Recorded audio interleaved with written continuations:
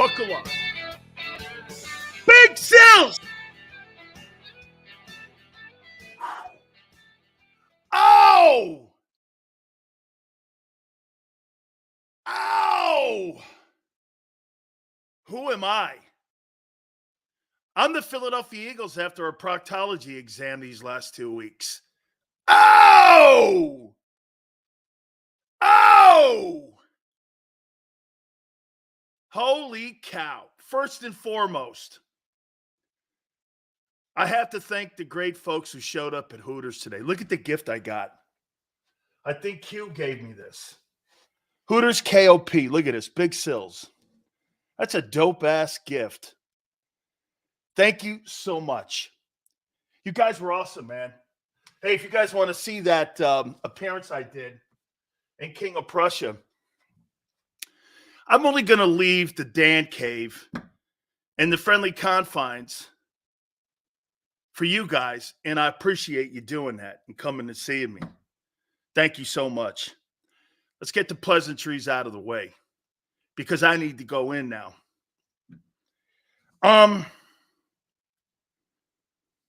Another embarrassing performance by the Philadelphia Eagles. And completely embarrassing. I'm going to get to my takeaways here in a second. Completely embarrassing. I mean, red zone defense, now 30th. Yards per game. This is your defense. 22nd. Third down defense, 32. Pass TDs allowed, 31. Points per game, 28. I told you going into that game on Friday, I don't trust them. I trust Dak more than I trust your defense. You know what the frustrating thing is? Every single person that I started this year with kept giving me shit about 10-1. Everyone. Q, awesome guy, man. Thank you. You're absolutely okay. I get it, Q. You were wonderful. Okay. Oh, excuse me. No, I apologize. Q, thank you. I told you about the linebackers. I told you about the Reynolds. I told you about the training wheel coordinators. I'm not looking for anything like pats on the back in your right, Sills. There were so many miscalculations. Remember something. Here's what your guy did. I blame Howie Roseman 1,000% for this entire position.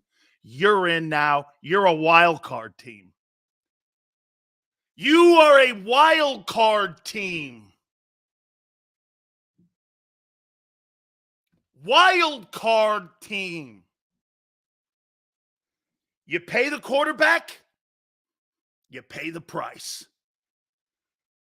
This team looks like it's ready to go home.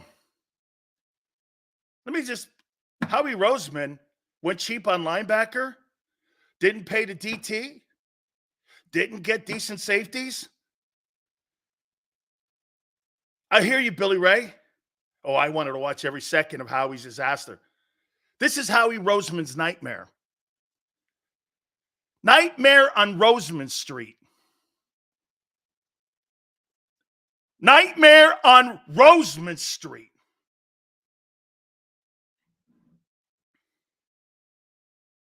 Pay the quarterback, you pay the price. And the team paid the price this year.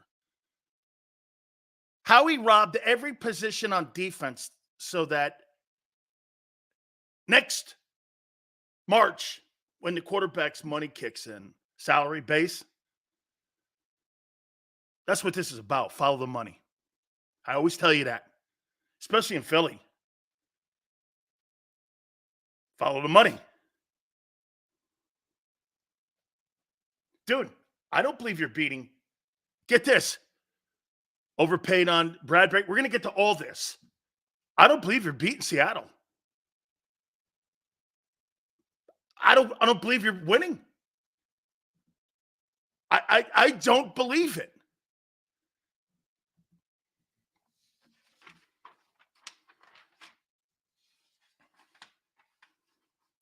Bear from Philly gifted the shirt. Oh, that's awesome. Bear. Dude, thank you. That I got it hanging up, Bear. Bear, look. Big Sills. By the way, it fits. Xander didn't think it would fit. It fits. Thank you. I'm going to get to the takeaways. Then we'll go to the numbers. I told you guys from the beginning of this year, and all you guys kept doing is throwing that record up. The coordinators. You really think the coordinators? Here, it's everything. I mean, let's go to my takeaways. I mean, what a beating the last 2 weeks and the last 8 quarters. Where do I start?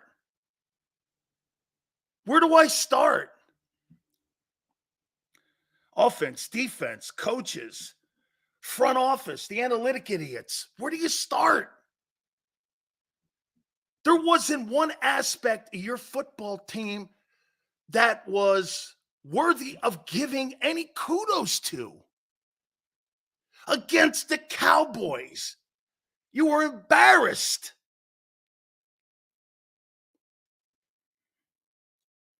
You have, in my opinion, the worst defense in the league. You are horrible everywhere. Run defense, pass defense, covering tight. You made Jake Ferguson look like George Kittle.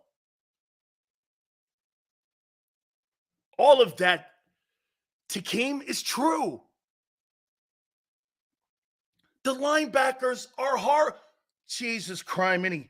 How many days am I going to come out on this program and talk about shitty linebackers when this is Howie Roseman's responsibility that he failed to retool this team?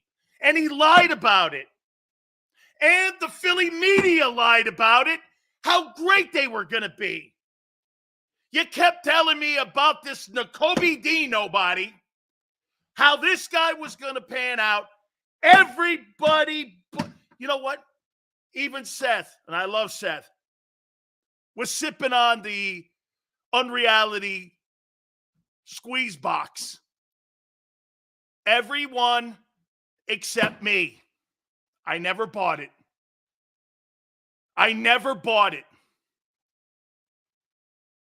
Here's my only miscalculation. I actually thought by week 8 it would get better. It's gotten worse. Don't blame Josh Sweat for not showing up. Blame the front office for not drafting or signing help. He's running out of gas. He's played more snaps in his professional career for a 1-year thing than ever before in his career. He can't get off the field. You have no depth.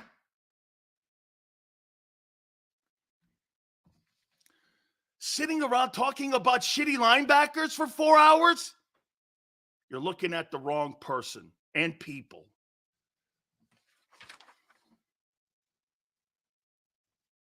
I mean, your corners are so... Can I tell you what's happened? You have become so predictable, and they have identified every single weakness on a very predictable player on that very overrated defense, and they have now attacked it. And San Francisco and Dallas have exposed it. Those corners are center fielders who have no gas left. I mean, they're terrible. Quarterback had to be paid. Cornerbacks paid were a bigger issue. Quarterback, he sucks right now. 15 turnovers. You know what's crazy? Josh Allen's got 2 more turnovers than Jalen Hurts this year. And all you do is point to that guy. He's got to play with his hair on fire because that's all they got in Buffalo. What's your excuse? What is your excuse? Oh, I'll get to Hurts in a minute. You know what Jalen's made me do? That 1-year wonder conversation that I had. Is he Kyler Murray? Oh, no, Sills, he's a better man. I'm not talking about his personality. That guy does not look good. That is not a good. He's nowhere into Purdy and Dak Prescott has had a better season, is playing better this year than he did. And he is. He's outplaying him by a lot. By a lot. Jalen Hurts is a turnover machine. Your run defense is a joke. It's a joke right now. You know who your best D tackle is? Fletcher. Your offense was just as brutal. Where's his so-called best O-line in the game? Jesus criminy. The Dallas Cowboys kicked the shit out of you. Past 2 weeks, your O-line and your D-line have been fucked up. That's a kind way to put it.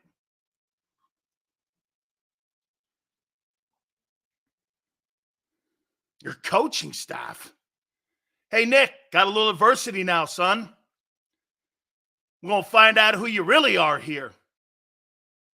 We're going to find out here, Nick. And your great win percentage. What kind of coach you are? Got a little adversity. No adversity hit you now. About time. Big Seal's new subscriber from Youngstown, Ohio, overseas and deployment. Thank you, man. That's really cool of you, man. God bless. Thank you for serving our country. Besides the President Lincoln, besides that President Lincoln, how was the play? Ross, I completely 100% blame Howie Roseman for where you are. Corners are brutal. Roseman is the person responsible for retooling this team. One good thing yesterday was watching the Chiefs meltdown. Both teams devalued positions and are very arrogant and entitled. Birds are afraid to start up costs with young players and recycle old guys. Schedule took its toll. Hey, Gauntlet! You're the Gauntlet? The Gauntlet killed you. Now you're 3-2 out of the Gauntlet. Okay? Sales Adamas, this guy's been trying to tell us, keep speaking to us and tell it. Hey, I've been telling you all year. All you guys kept doing is posting records. Posting records. Howie Roseman has failed as a general manager this year in Philadelphia. He sold you pyrite. He sold you fool's gold. It was like that Steeler team of a couple years ago that started, 11-0? Or like that Viking team? They were never champion. That's not a championship football team in Philly. Sorry. Oh, how do I feel about my prediction about the Cowboys going to the Super Bowl? A lot better. Are you moving off the Bills? No, I'm going to hang there. Is Hurts or coaching the issue? I know. Let me get to Jalen now. I told you guys this last year, and I'll continue to recycle it. And I'm going to say it again. You pay a guy $250 million off of 17 ball games from a year ago. This is what you get. Uncertainty of why he's turning the ball over. Now I get how he fleeces all these GMs. Had me sold. He had 1 year where he retooled all of the guys that panned out. Remember I told you guys, nobody hits like that. That's a fluke. if we lose to Seattle, does someone get fired? No.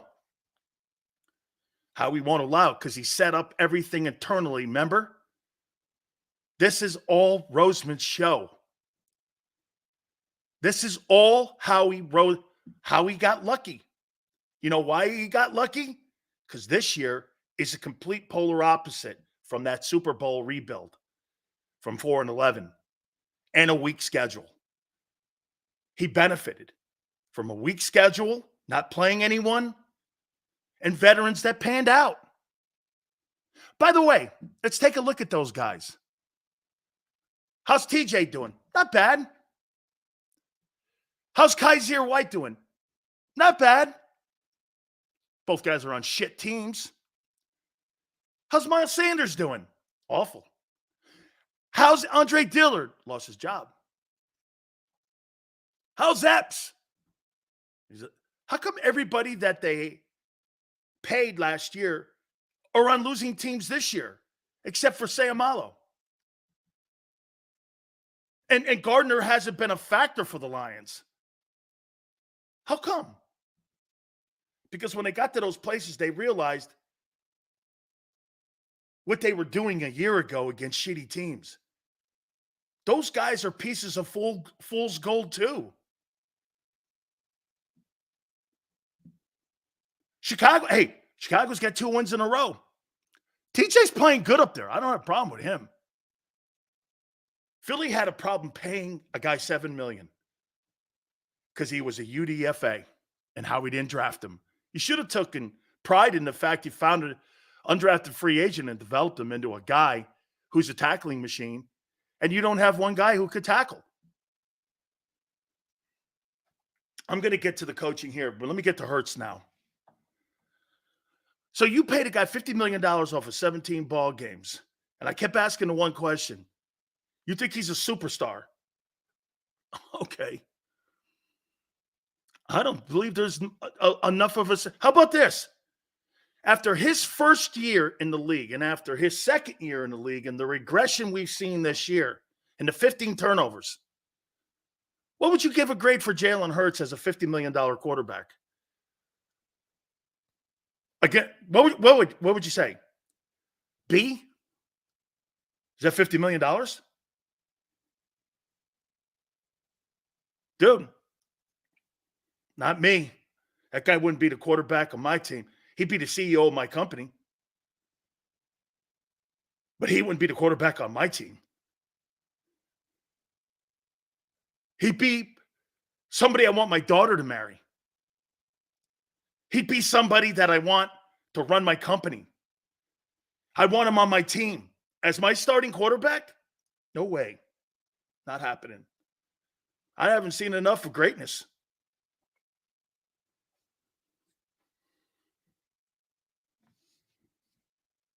And what happened to these wide receivers that are dropping footballs in games and putting the ball on the carpet? By the way, how long does Jalen need? 10 minutes for every throw? Guy can't read a defense. I'll say it again. I'll keep saying that. And some of you don't agree with me. He can't spot open receivers. And teams know this. Don't you get it? They've caught up with the offensive scheme because they never had to adjust because Howie runs the same scheme on both sides of the ball. That's why they're so predictable. It doesn't matter they change the coordinators out. The coaches are irrelevant in this. You know why? It's the same system. It's the same system.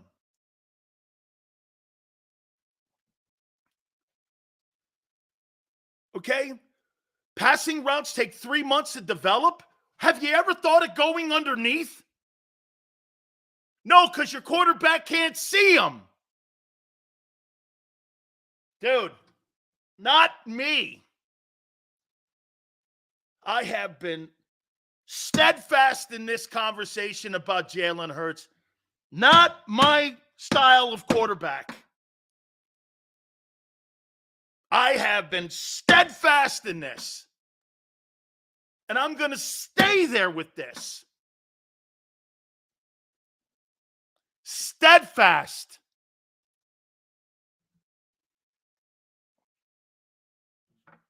Coaching. I have never seen a team more unprepared in my life. What was your game plan on offense? Let's go there. Okay? What was your game plan? Where were you going? What were you trying to establish? You're heading into week 15. All of you that still look at what this is and doesn't see that you're a one and done playoff team. You're going to make the playoffs, limp in, and you're going to get blasted in the opening round, and it's going to be tea time. You're finished. You have no shot at getting past the first round. I don't give a shit if it's the Vikings. Dude, stop saying Dallas. I have to man up, Sills. You were right. Hey, can you put that super chat up for me, please? Dude, stop saying Dallas and San Francisco are the only teams. It's not true. That team can lose to anybody with the worst defense in pro football.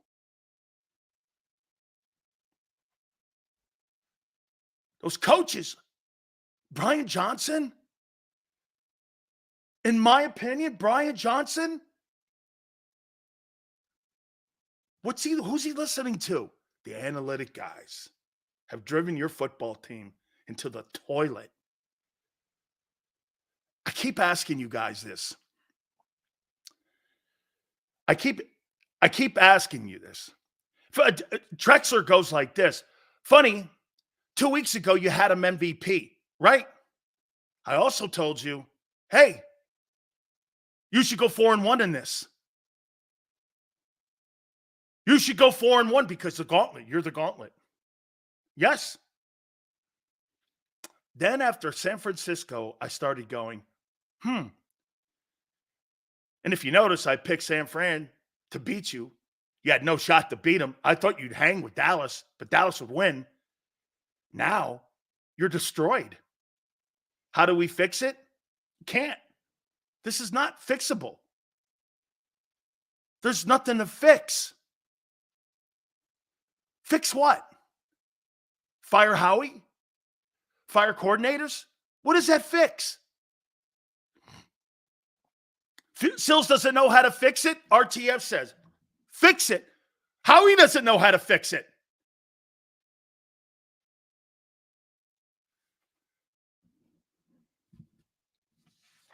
Let's go by the numbers. When's the last time you outrushed a football team? When's the last time you guys outrushed a team? Absolutely. Jalen Hurts is not playing at Brock Purdy's level. Oh, by the way, how'd you like to be the Niners paying a quarterback $900,000 and the Niners are the number 1 seed? Beat the doorknobs off you. And the best team in football. And you're going to be paying a guy $50 million. That's a turnover machine. How you feeling? Let's come to reality here. Follow the money. You're paying a guy to regress. Purdy ain't making shit. He makes less than your kicker. He got the number 1 seed. Who would you rather be? San Fran or Philly? San Fran doesn't compromise other positions because they don't have to yet. Philly compromises safeties, edge rushers, linebackers. How we move money around. He paid Peter to rob Paul. Dan, you were completely right, brother. I miss Doug. Doug's having issues now in Jacksonville too, but that's a whole separate, different place. That place has been a shit stain and a horror show for 35 years with a few sporadic seasons. That's an entire culture they got to change in their front office. And Doug's going to have up and down moments. Okay? Jacksonville. Remember that. Jacksonville, Philly. A little different in front office personnel and what they have it and have done. First downs, 24-17. Cowboys 24-17. Look at third down. Once again, the Eagles are pathetic. 9-16 Dallas, 4-9 for the Cowboys. Jalen's cap hit is 13.5 next year. I'm talking about the money you're paying him. You're going to pay a guy $15 million to lead the NFL in turnovers? Oh, they totally did a great job on their salary. That's Howie's forte. It ain't personnel. Howie's forte is being a librarian and a bookworm and a CPA. He's a CPA. Howie Roseman is a glorified CPA. He ain't a personnel guy. He's a glorified CPA. He knows how to move money around. He knows how to cut deals and cut contracts. He's a business attorney. Acting as a general manager, slapping guys on the back when things are good. But then when he has to answer the bell, to answer for that shit product he's put on the field, how he's going to be in the owner's closet again. Will Frank come back to us next year? We'll get it. Dude, there's so much. Let me hang in there. Cowboys 394, the 324. How about the Cowboy defense holding the Eagles' so-called vaunted offense to 52 plays? Analytics are killing the Eagles? Absolutely. You had 52 plays. Do you understand what that means? You ran like, what was it, 12 plays a quarter? What the hell were you doing? And it also means you couldn't get off the field. The defense had to deal with over almost 80 plays. Again, think about that. 95 plays against the Bills. 70-something plays against, or 60 plays against the Niners. 74 against the Chiefs. Here we go, another 75 to 80 plays against the Cowboys. Hey, Chip, are you coaching the team again? Sounds like Chip Kelly coaching the team. 82 plays. So in the last 3 games, think about this, Super Dave. Last 3 games, you've had a game where you had 90 plays and 82 plays going into week 15. Solid. Eagles need a power back? They don't pay for that, man. Come on now. You got to understand.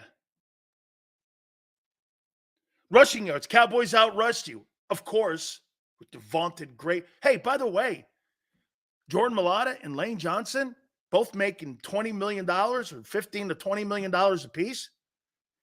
This third, fourth straight week in a row, you've been outrushed. Come on, man. What happened? Quarterback's getting hit. Your offensive scheme, your quarterback can't see open wide receivers. I mean, this whole thing's a shit show. I'd rather lose out at this point. No, you wouldn't. No, you would not. No one's saying that. How come the Cowboys had 32 rushing attempts? Eagles had 23. DeAndre Swift is not a running back. He's a dual threat running back. Catches the ball, runs the ball. Now you see why Detroit moved off his ass. What's hurting Hurts as they won't stick to the run? No play action. Play action means you have to read a secondary. They're asking him to do something he can't do. That's why when they took the RPO out, they thought they were helping him. Dude, let me ask you something here. Would you rather take 9 great years of Jalen Hurts running the RPO? Or would you rather have 9 years of Jalen Hurts running the RPO, he gets hurt but delivers 2 Super Bowls to you? Okay? Or would you rather have a 15-year guy who never delivers like McNabb? What would you rather have?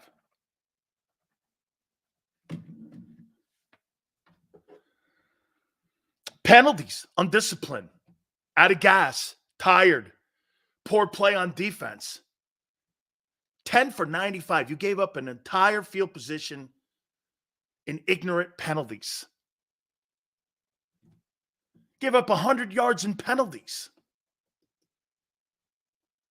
Of course, Tone says this, give me the 9 years and the 2 Super Bowls.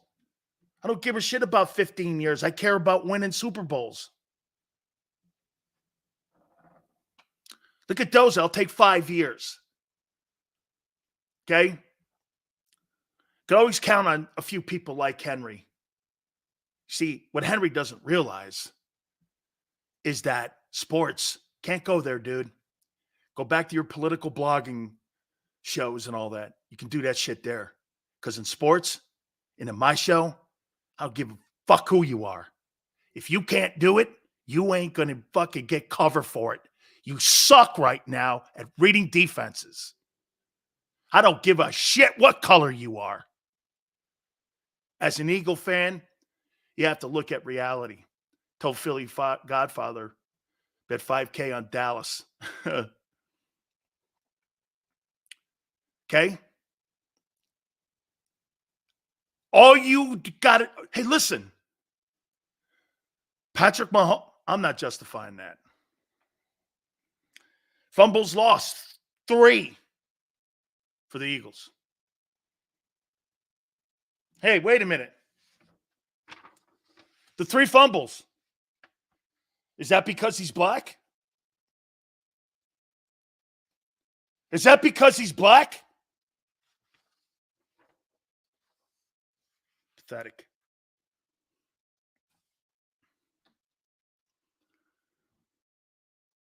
By the way, this all goes to how you do business.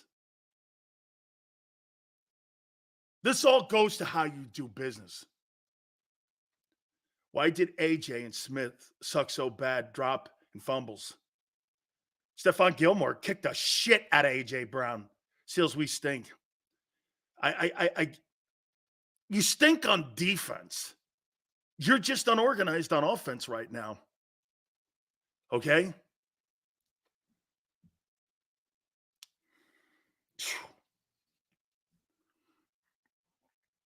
Let me get to Howie. Boy, they do a great job in the media in Philly. Man, do they ever. They suck you in. They get you on their side. They give you as much misinformation as possible. Shit, it sounds like the White House. And then they just lie to you daily. I never bought it. Angelo Cataldi was on at 5:30 today. Gary Cobb at 4:30.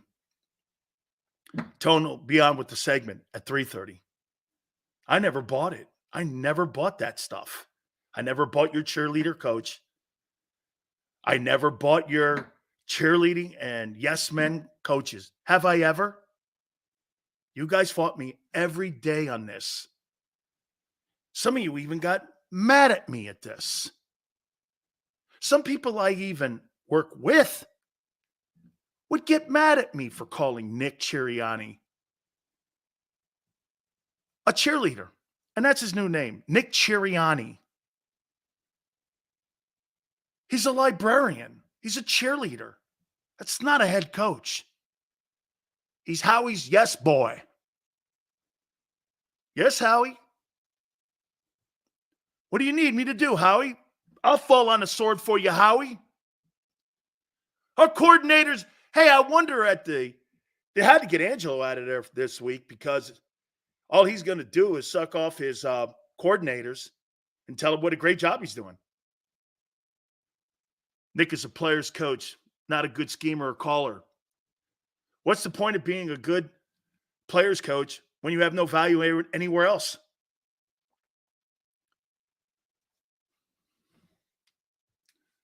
I mean, how many people thought Sirianni was lost on the sidelines yesterday? How many people? Thought he was lost. You know why there's no direction? Can I tell you why why do you think there's no direction in the Philadelphia coaching sidelines or up in the box with the coaches? Why would you say that there's no direction? What would you say? Why would you say there's no direction? Because they're being directed. Coaches who have autonomy, they direct how he needs to stick to money and bookkeeping. That's why he was put in the broom closet once. Worst thing on the planet was Howie winning that Super Bowl. Because at the end of the day, you know what happened? It gave him power he shouldn't have had. You see, Howie Roseman has no checks and balances. Okay? Because micromanagement from Howie, he has no checks and balances. The only person that checks and balances Howie Roseman, hey, Nick Sirianni, he works for Howie. Usually head coaches don't work for GMs. They work together. Howie has micromanaged this team. And you know what? Can I tell you this? You know why you're 10-3? Because you got Jalen Hurts, and he is good. Do I think that he is one of them elite? No way. No, thank you. I don't want any of that. But do I think he's good? I do. I do. Yeah. Hey, by the way, don't kid yourself. He may have had one good season better than Dak. Dak is a better quarterback right now than Jalen.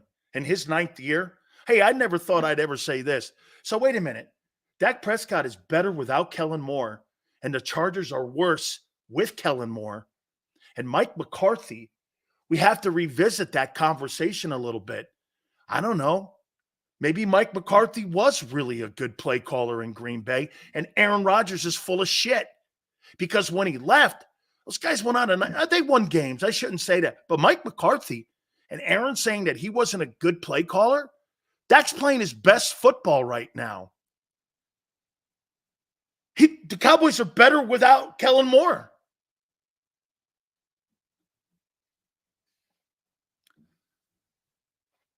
Oh, a 9th-year quarterback is better than a 4th-year quarterback. Shocking. Well, that guy doesn't have a contract right now. Dak Prescott, your guy's making $50 million for the next 3 years. It only took you 17 games ago. Oh, he's our guy. Jerry Jones and by the way, don't worry about the Cowboys. They'll lose one. Here's why. Dak should get all the credit in the world for beating the Eagles. If that's your bar, Jerry, beating the Eagles in the regular season, no wonder you don't go farther in the postseason. Because you're looking at it in the micro, not the macro, and you're looking at beating Philly. That's your benchmark? Your benchmark should be getting to the Super Bowl. Beating Philly? That's so small-minded. You think anything happens to Howie? No, he's built fail-safes in. The coach is his. The coach is his. The system's his. The players are his. You'd have to hire from within. Howie's not going anywhere. And very few people know what we know here on this program. And I've told you this because of what Frank told us. Analytics department runs this team. Your coaching staff, don't you finally see what I've been saying to you for 2 years? And then we got direction. Analytics guys give the coaches the intel. They build the game plan off the intel. Ohio State Eagles can't beat the... Hey, let me say this to you. You know why there's no game plan? Because once the game plan that the analytic guys put together doesn't work, that's why it looks chaotic. Because Desai and Johnson and Sirianni aren't very good play callers. That's why they have 25-year-old guys or inexperienced coach. Every single guy you have at every level that matters is an inexperienced coach. Sirianni, OC, DC. And you're trying to tell me you're going to win a Super Bowl with that? Never happened. Cowboys defense bitched Hurts. He'd look terrible. I told you this, man. That's why I remember at the beginning of the year, you guys scoffed at me when I said, so you gave a guy $50 million on 17 ball games. Yeah, no, he's the guy. I'm like, okay. By the way, this still may pan out he is. This year he stinks. He's got 2 less turnovers than Josh Allen. Like I said, Josh Allen's got to play with his hair on fire. He's got to play with his hair on fire to win ball games in Buffalo. How about that chaotic scene with Sean McDermott up there? They went into Kansas City and pulled the game out. All that shit going on around him. McDermott's the wrong coach for him, too. And he wins a game. I don't know how. He goes into Kansas City and wins. Kansas City sounds like kids that are in a schoolyard and they get their bat and ball taken from them. Then they want to leave the playground because they don't have their bat and ball. Oh, Andy, really? Patrick, the NFL referees call a penalty on us. Oh, wow. How dare they call the right penalty? Jeez, I wish we would have got a heads up. All you got to do is ask. Ref's right there. Go back up. You don't have experience. You've been in the league 3 years, kid. That's not the ref's responsibility. Talk about bitching and moaning and crying. Oh, Andy, things aren't going the way everybody wants it to go in Kansas City. Well, Tissy. Gee, really? Patrick's not getting his whoopee and his bink? Sound like babies. Cowboy fans think they're going to win the Super Bowl. Cowboy fans got a long way to go. Because you know what's going to happen? They're going to crow this week on kicking the shit out of the Eagles. Then they're going to get dumped. Okay? Then they're going to get dumped. Don't worry. Don't worry about that yet. They're going to have a reality check come up real soon. Tell you this, though. Dallas is ass beaten by the Niners in Arizona. Whew. Eagles got their faces kicked in the last 2 weeks. 2 good teams, I get it. But they weren't competitive games. You played 8 quarters of football versus the Cowboys and the 49ers, and not one quarter was – no. First quarter in the Niner game was competitive. So you've played 1 quarter out of 8 in the last 2 games that were competitive. Shit, and if you want to go to the Buffalo, the first half you weren't competitive. Analytic guys. Running your you ain't winning a Super Bowl as long as – hey, I'm going to say this to you again. Maybe we should go here. Howie Roseman, you think he's going to really win a Super Bowl again with the way he does business? Man, that guy fell into it in 17. That thing's a one-year wonder in my book. Because the way he does business, he's a meddler. I mean, look at the defense. Look at how he put that thing. That thing is terrible. You might have the worst personnel. Hey, excuse me. Let me take one thing back here. Hassan Reddick is the best thing you have on defense. He's a good player, but he's limited. He can't tackle and he can't cover. He's a one-dimensional player. You have a one-dimensional Tasmanian devil that can rush the passer. Got 2 in the game. But when you ask him to do other things, he's nowhere in Micah Parsons' league. You thinking anything happens to both coordinators? Yeah, the coordinators will be remember something. Always remember this, Khalid. If you fire the coordinators, that's a reflection of Howie. That's a reflection of Howie. He hired them. And if he uses them as a scapegoats, He may, because the fans in Philly are not going to tolerate that kind of shit.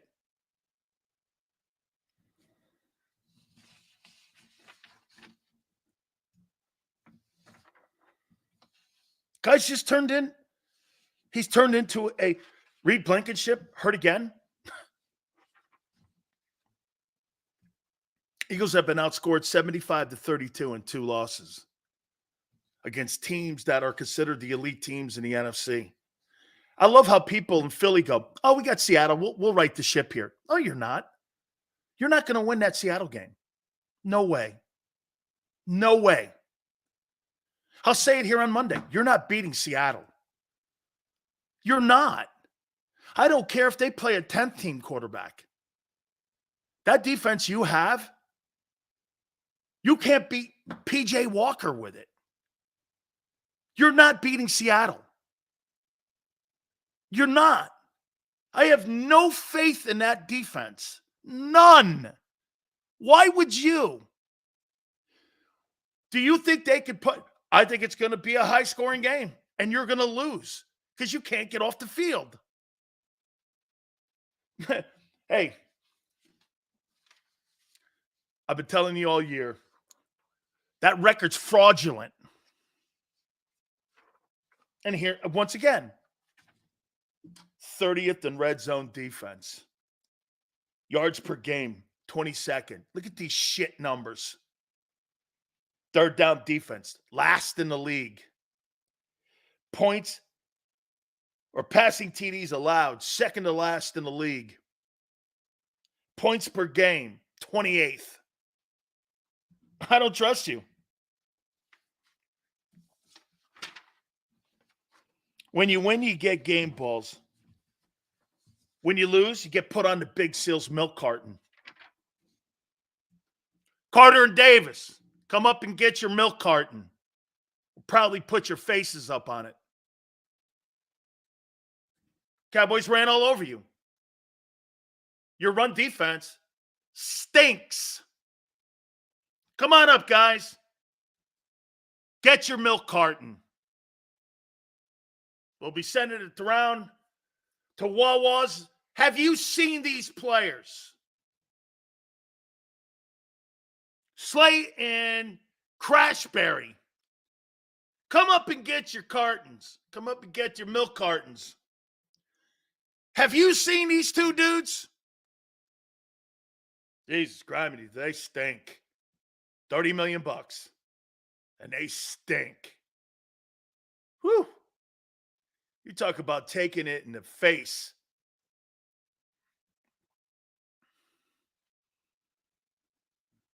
Pick a safety. Pick a safety to put on a milk carton. Shit, pick a linebacker. Put him on a milk carton. Have you seen maybe we should do three faces. Have you seen these linebackers? Call the NovaCare Center immediately at 1-800-HELP-ME. Seattle had a chance to beat the Niners, but analytics in the way. DK was pissed, and nobody can really guard this guy. Or shit, if San Francisco can't guard him, Philly clearly can't.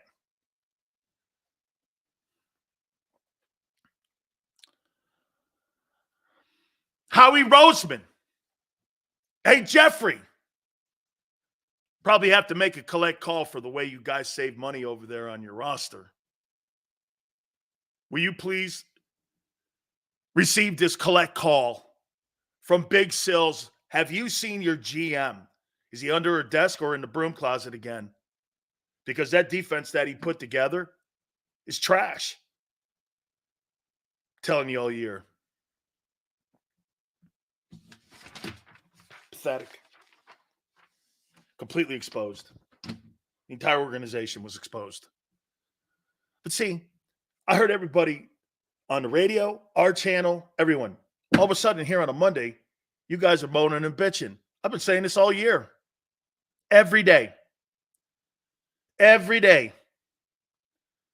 And then when we started seeing the defense start to erode, we started seeing the defense erode in the last Washington game. Kept going, Washington surely put up a lot of points. Then the Cowboys did started putting up some numbers. Then the Chiefs thing, everyone went, can't really bitch too much about drop passes, but you saw it. The Bills lit them up for 500 yards. And you're like, with who? Allen and Diggs and Gabe Davis and whomever. I mean, then the last 2 weeks, everything came falling down. Fatigue, injuries, poor coaching. Bro, I've never seen something unravel that fast like that, except maybe Mike Tyson's life or Tiger's life. Seals, you've been right, as always. I left my emotions cloud the logical thoughts that Philly isn't good. Mask, here. You're going to beat teams like Minnesota and the Packers. But right now, doubt has crept in because of the beatings that they've taken. It's one thing to lose by 7 or 3. It's another thing to be annihilated, 75-20, whatever it was. Seals, do you think the Eagles are going 10-7 this year? No.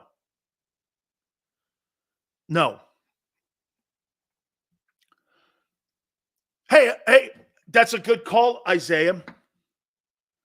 Let me ask you this. You think Nick's having those Doug Peterson Monday morning meetings? You think they're having those Monday morning meetings? I bet you they're not. Why would you? Nick's listening to him. What are you going to have meetings about? Shit he was told to do? Howie doesn't want to have that shit in front of Lori because all Nick has to do is this. This is where you're going to see some conflict coming up between the head coach and the GM if this thing continues to unravel. Because you know what Nick says at the end? You told me this. And the owner knows this. You told me to draft Nolan Smith. You told me to put this guy Ringo in the draft. You told me to keep the systems the same. You told us to get Desai. You told us to elevate Brian Johnson. That all falls back on him, not Nick. Nick actually is protected here because you know who Nick Sirianni's fall guy is? Howie. Howie's fall guy, he don't have one.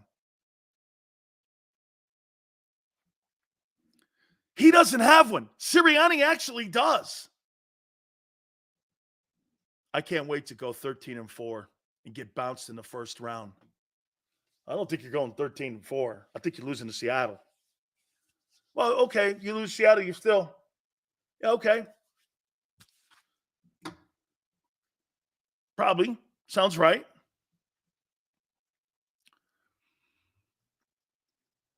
We got smashed by the Cowboys and the Niners. Smashed. I'm not competitive football. Just not competitive. I mean, how about this? Let me ask you something here. You know what? I'm probably a little bit too hard on Hurts here because Jalen is a good player. Is Jalen a $50 million quarterback? Fuck no. Kyler Murray's not. I'm not sure Deshaun Watson is. You know what gets skewed? When you start paying someone, you assume automatically they're a superstar. When that's just a market rate. Okay? Keon goes, is Josh Allen? You bet he is. He's worth every cent of it. Because he's got to be that guy with his hair on fire. They don't have A.J. Brown and Devontae and any of those guys up there for him. They don't have a thing for him. They get the wrong coach in the building there with him. You bet he's worth every cent of that. You don't have the assets that you have up there. Your defense is okay. It's not great. Okay, dude, you stick with Hurts. Once again, you keep with him. I'm going with Allen. Stick with him. I would never want Jalen Hurts as a quarterback of my football team. I've said this since day one. Never. I'd want him to run my company. I'd want him to date my daughter and be her husband. I'd want him to be the president of the United States. I'd want him to represent me as a senator. I would never in a million years ever want that guy to be the starting quarterback of my football team. No, thank you. I have no interest in that. No interest. No interest. Hey, don't be bent. Some of you would have it. Hey, it's some people like lobster and some people like steak. Don't get upset over that. What that take bothers you because I wouldn't want to have a quarterback that can't read defenses and doesn't have the balls to stand up for himself and say, let's get those RPOs back in here, and allows an organization to take one of the major assets away. Jalen's leadership is under question right now because he knows it's not working. Why doesn't he say anything? Because he's getting a paycheck and because he's a son of a coach? Dog, open your mouth. Go to somebody. The owner's paying you $50 million. It's not working. Hurts lost the title of dual threat. Yep. No. Khalid. It was taken from him. No. It was taken from him. He didn't lose it. One thing about Hurts that I admire, Jalen Hurts has never been given anything. It's been taken from him. They took it from him. Dual threat. Okay? They took that. They took that away from him. How about this? Now, Sills, would you take Jalen Hurts for 7 years in an RPO as your quarterback? Yeah. He doesn't have a high window. He's going to win a ton of games for you. And with the right personnel, that guy's going to be. But what they're asking him to do in that current Eagle offense that they have constructed and the analytics guy have put together, he'll never win. Last year, remember what I also said to you? Last year could be the best it's ever going to get for Hurts. Some of you didn't want to accept that either. Last year is probably going to be the best that it ever gets. Because Howie's never going to surrender control. He's never going to bring in a high-powered coordinator or coach. Dude, you took the one thing that I told you that made him spectacular was the RPO. And get this, I think the RPO is harder to run than progressive reading offenses. I actually do, because you don't have that much time to make a decision on if you're reading the linebacker, the end, to keep it, pass it, throw it. Run pass option. I mean, I think you got to be quicker on decision. See, that's where I think Jalen is really talented. He's got great ability to make quick decisions. He doesn't have great ability to make longer decisions. That's why he's holding the ball too long. He doesn't have confidence in the deep passing game. That's why. And they're blaming it on the routes. You're blaming it on the routes. The quarterback has to find you too. Okay? Maybe Jalen's having a little difficulty finding the open receiver.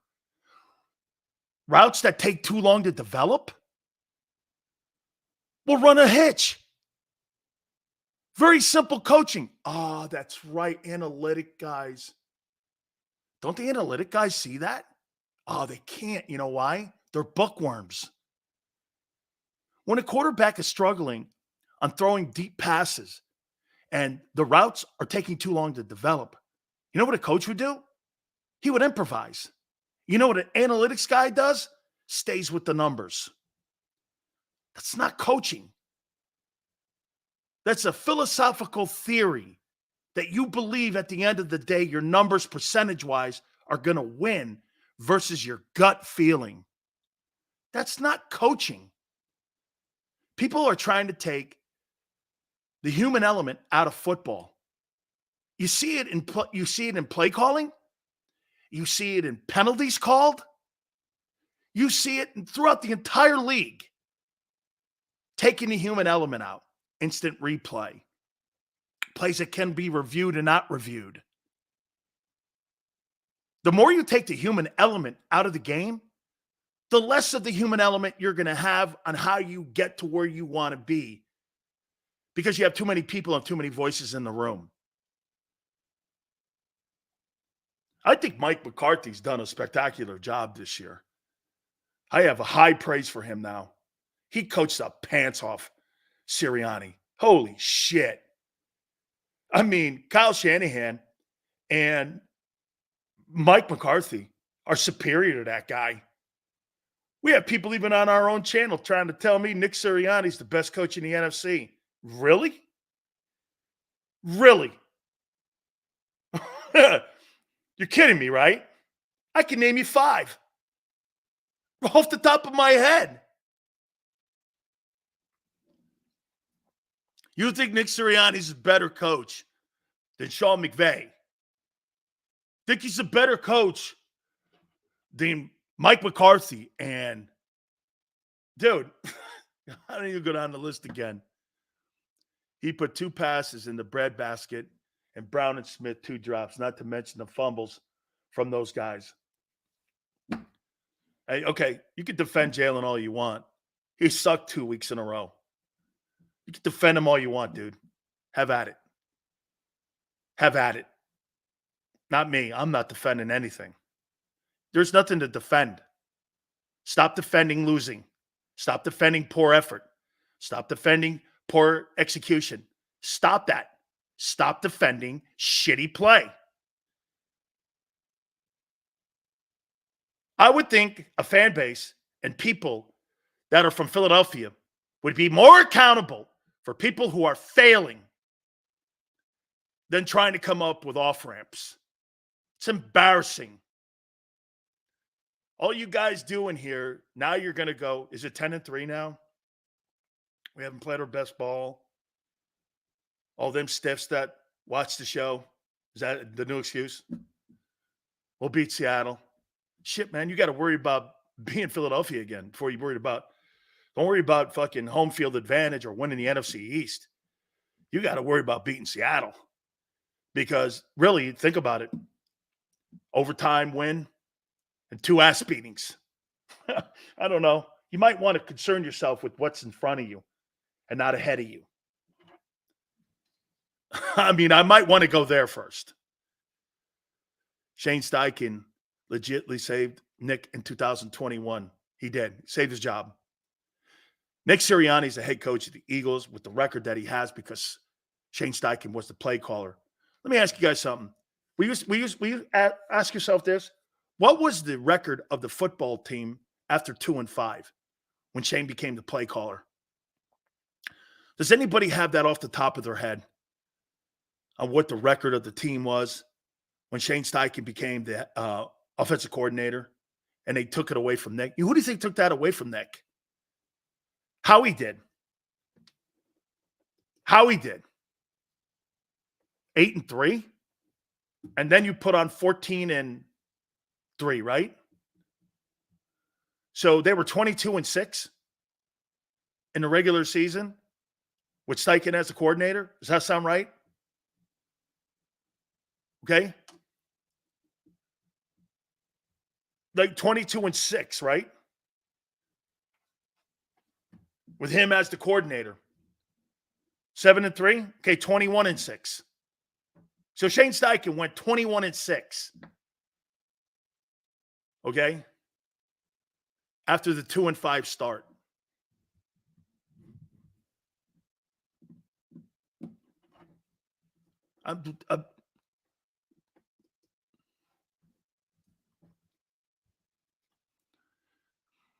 Analytics killing us. Overall plays, pathetic, special teams. Been the best for us. Has been, actually. Okay? Seth Joyner wasn't having any of the excuses. It was just trying to make for him, especially the Mike Missanelli, an Eagles legend, doesn't want to talk about it. Doesn't want to talk about you. I'm not understanding what that means.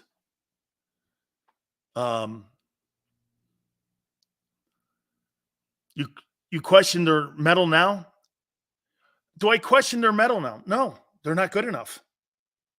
No, I don't think those players, no, they're not good enough. And they're not focused.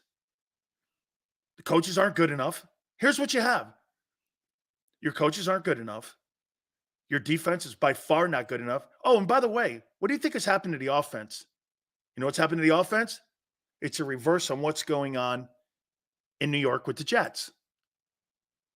Your offense is being frustrated by the defensive play on the team.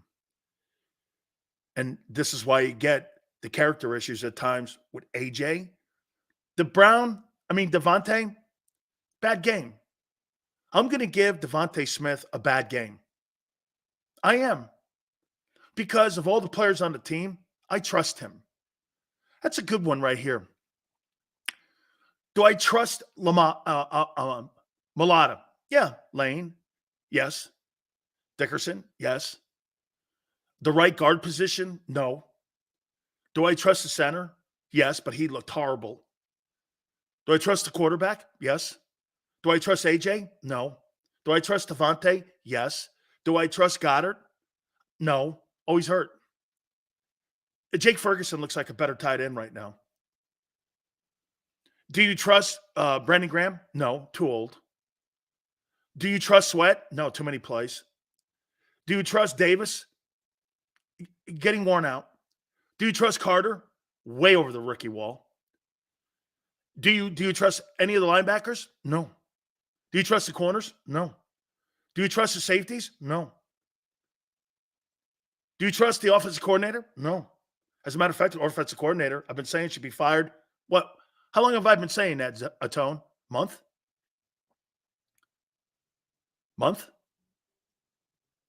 Oh, so now in Philly, it's an outrage Monday. Saying this shit for over a year, or at least half the season. Not one brotherly shove was run.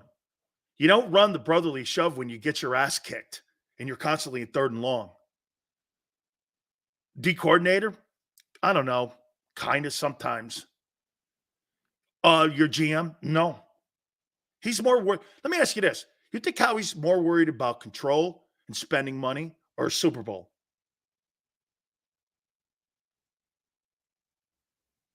I think this is the easiest question that you could define your general manager by. Ask yourself this. Is it more important for Howie Roseman to have complete control of the team, control spending, or win a Super Bowl? What do you think his top priority is?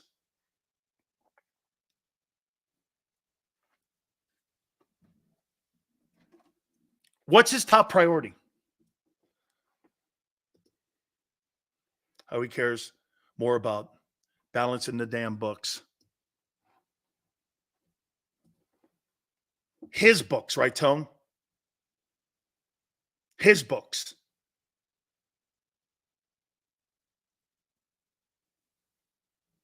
Winning a Super, that's why when he won the Super Bowl in 17, that had to be an oh my God moment for Roseman. You know what's funny?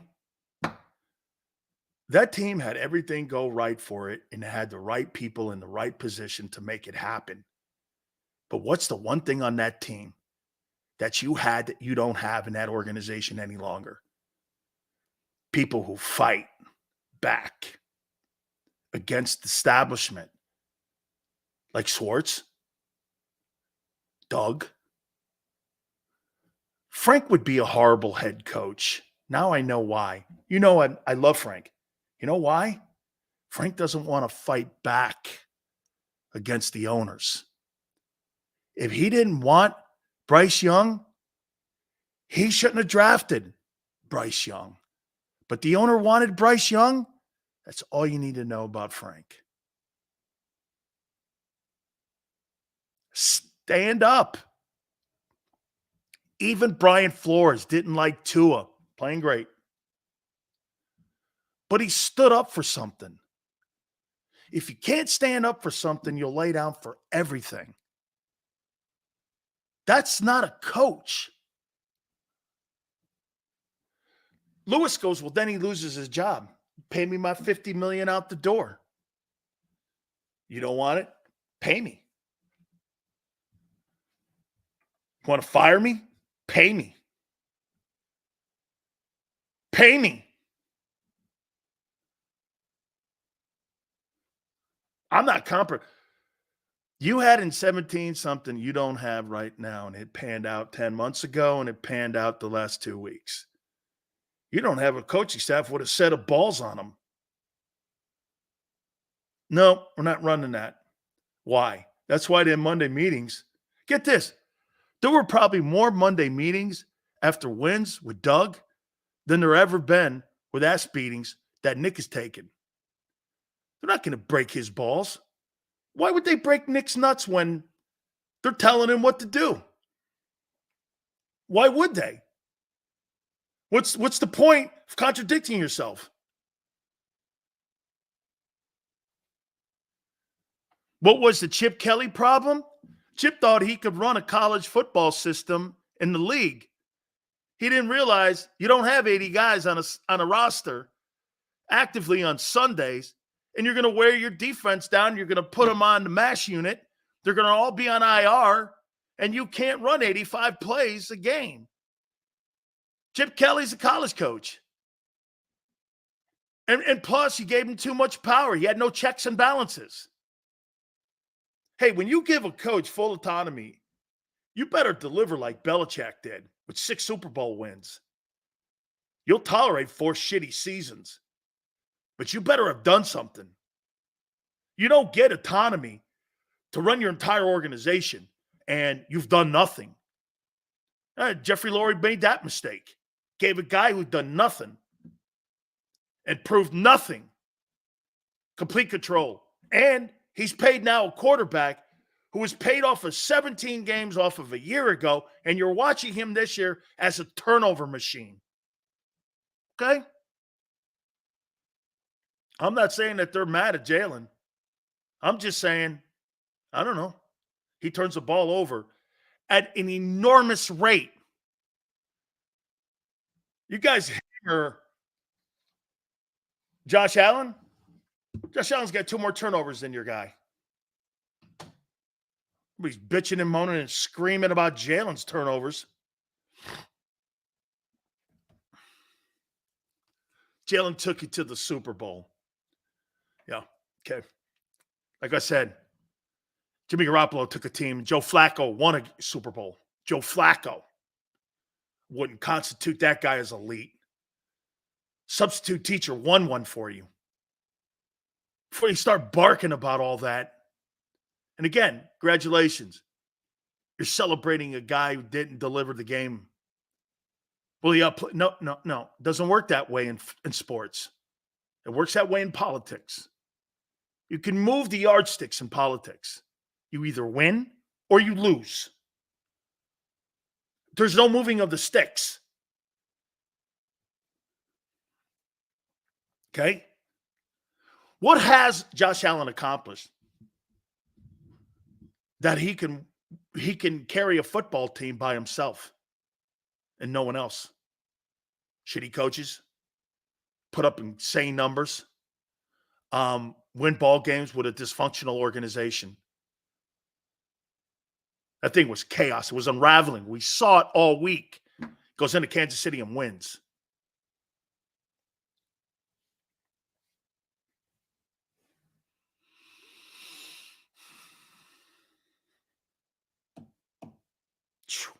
Man, you know what the saddest thing about this conversation is?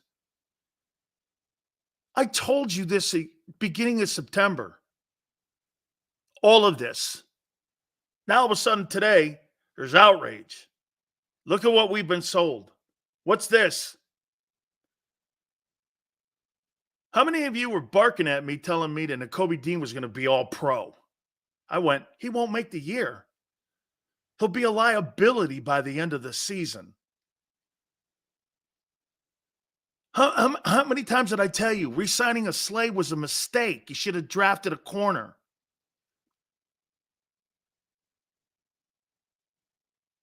What did I tell you about getting a power back and getting qualified coordinators? You pay a guy $50 million. You want to tie a $50 million. Hey, why do you think Cleveland's winning games? Cleveland's winning games because their defense is so electric. They hired a former head coach and a Super Bowl D coordinator, and Kareem Hunt running the ball simple and playing defense is winning.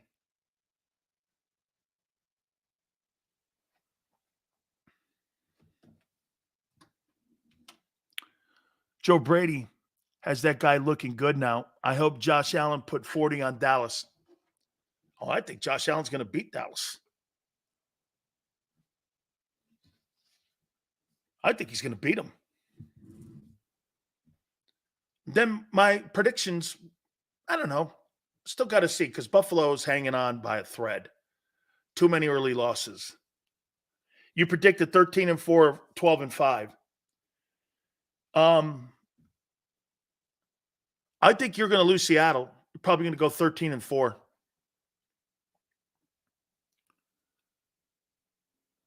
Roseman. Yeah, because you know what I did? I bought the fool's gold coming out of the camp about I did say that, actually. Nolan. He had him in front of a mic. I liked him, 4-3. I thought they were going to utilize him. But then as the season went on, I realized he couldn't get on the field. He's a nothing burger. I did. I thought they were going to play him a lot. I thought he was going to learn from – that's the way they were positioning it. He was going to learn from Reddick. They were going to get him reps. That never happened. No. I'm not saying they should have taken a corner over Carter. Nope. I said they should have drafted a corner. Nope.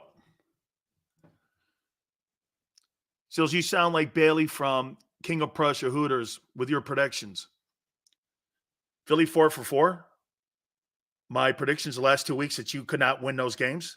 Thank you. Like Bailey. Slazy. Oh, by the way, a Trey. Darius Slay with his non-caring attitude is the most pathetic. He is pathetic.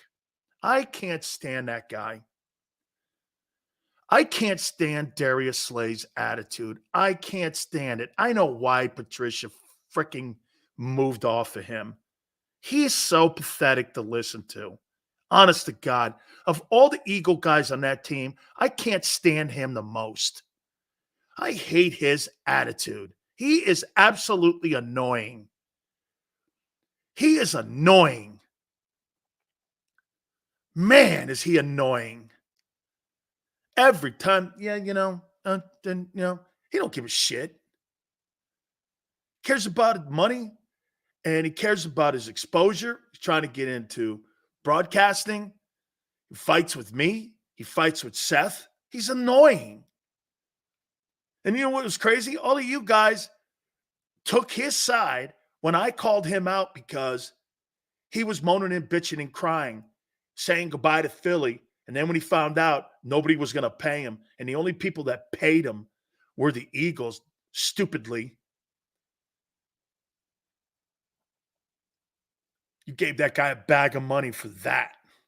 How's your value return right now? How's your investment return with your corners this year? Was it 14 and 12? Holy cow. You talk about getting swindled. You signed Slay. All right, I'm going to take a timeout. As you can see, Tone is starting up our great contest again.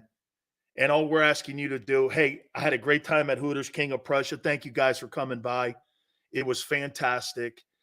I really appreciate you guys doing what you do. You saw the code word. All we have to do is get your information. Email us at dansilioshow@gmail.com. You get that code word, send it in, and you could become a winner of gift certificates merchandise. A shout out winning some Eagle merchandise right there at dansilioshow@gmail.com. We're going to do this all the way through Friday. And I just realized what the code word is. Swiss cheese tea. Wow, Tone. I think that's a precursor to the segment coming up. So, do that. Don't forget, too, during this holiday time, to please check out our friends at Hooters. Gary was awesome. I really appreciate him coming by. He took care of the entire crew. Thank you, guys, man. It was awesome. The girls were great. Like people say, Bailey, who came on the program, too, there in King of Prussia. All you guys that showed up, I can't thank you enough. Go to HootersToGo.com. All the great specials like Military Mondays, 20% off all day, military. Appreciate those men and women who serve. NortheastTutors.com. NortheastTutors.com. We appreciate it. Thank you so much. When we come back, we'll talk to Tone. Don't forget, we got Gary Cobb at 4:30, and we have Angelo Cataldi at 5:30. Keep it here on the National Football Show. Eat chicken wings, buy Hooters things. Christmas is near, shop, have a beer. Christmas shopping shouldn't be hard. Give your friends a Hooters gift card. This year, stuff their stockings and yours too with a one-size-fits-all gift card. Buy a $25 Hooters gift card and receive a $5 Santa's bonus card. Make it Hooters for the holidays. Eat chicken wings, buy Hooters things. Christmas is near, gift cards are here. Good at Hooters everywhere now. Hooters gifts are always favored. Go for the pulls and the pools. Go for the oohs and the ahs. Go for the bubbles and the bubbly. Go for the story and the stories. Go for the win. Go to Ocean Casino Resort. Book your trip at theoceanac.com.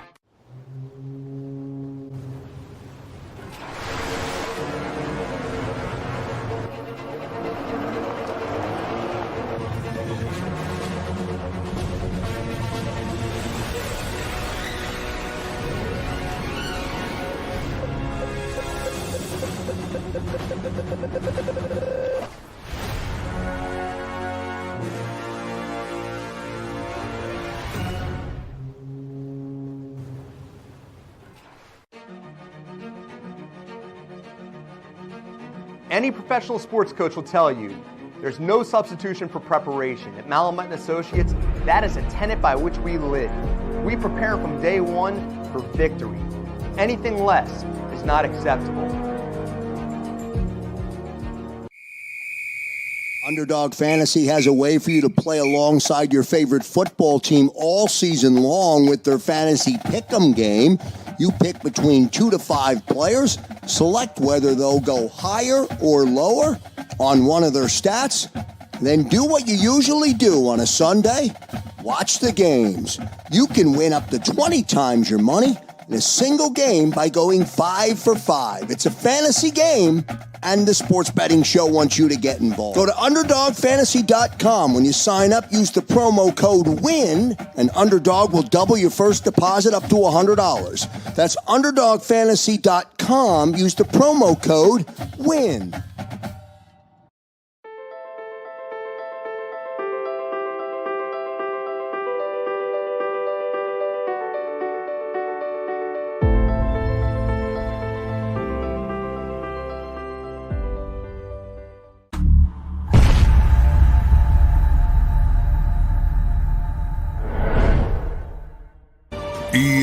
EAGLES, Eagles.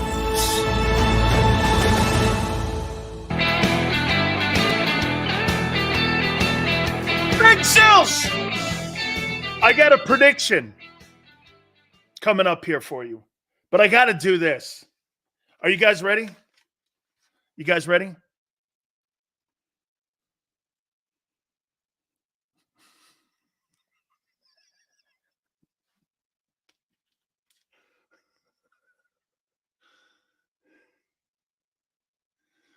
Ooh.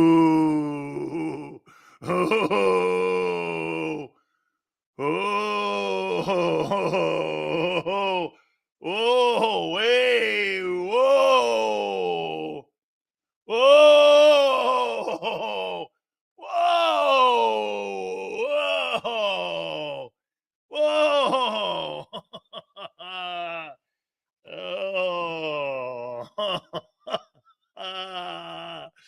Sound like oh, you want to see it again? Hey, hey, whoa! How about them Cowboys?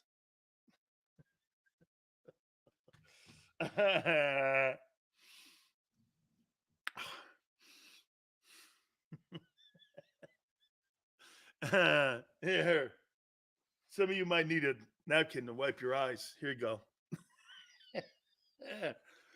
Woo! Cannoli. Oh, man. I know it was a very dicky thing of me to do. I probably don't do it. I shouldn't do those things because you know me. I'm not trying to get a rise out of anybody. Hey, Sills, get Dak to right. Here we go. Hey, Sills lives to antagonize. Not wearing nothing. Put it up. No. I'm going to make a prediction, okay? By the way, I see we're having a little connection issues here, so guys, please hang with me here. Tone's going to join me in a couple minutes. But I'll say this to you guys. I got to put it. Keon goes, put it on. I'm not putting nothing on. I'm not putting anything on. Not happening. Okay? You want to know my prediction? James, Tone, by this time next year, Nick Sirianni, the resident cheerleader, who is known, a.k.a. as your head football coach, Nick Sirianni, will be on the hot seat.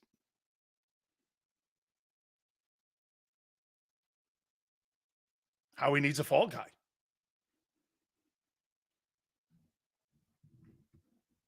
Roseman needs a fall guy for his failures. It ain't going to be him again. He's like the Teflon GM. Okay? It'll go this progression. Brian Johnson will be fired. Then Desai. And then Nick Sirianni.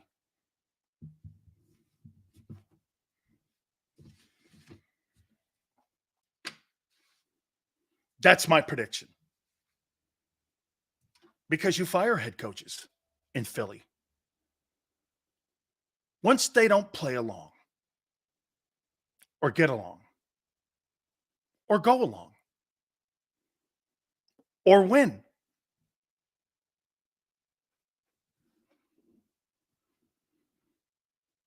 the owner and the GM need a fall guy. What about his win percentage? You know what the win percentage is? Oh, I love this. Are you ready? You know what Nick Sirianni's win percentage is? It blinds the truth. It blinds the truth of who you are because of an inferior NFC. It blinds it. You think that's a 10-3 team after what you've seen? Better yet, I bet you it is a 10-3 team. Is it a Super Bowl team? Not in your life. Not a chance. Not a chance.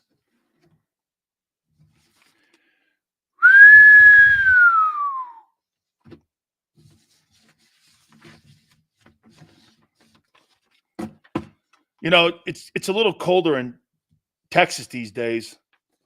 And I was watching a little bit of the show with Tone with Sports Take with Rob. And I could have swore he wasn't wearing like gloves. He was wearing more boxing gloves.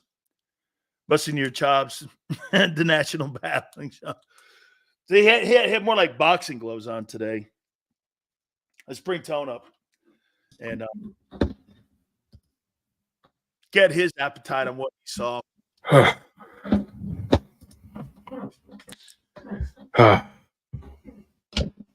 ready for you, Sills. Let's do it. I'm ready for you. Hey, I want first thing comes to your mind on what and how you're feeling off that game. So you No. You know what? I'm not going to load the deck on you. I'm not going to. Okay, I'll put it to you this way.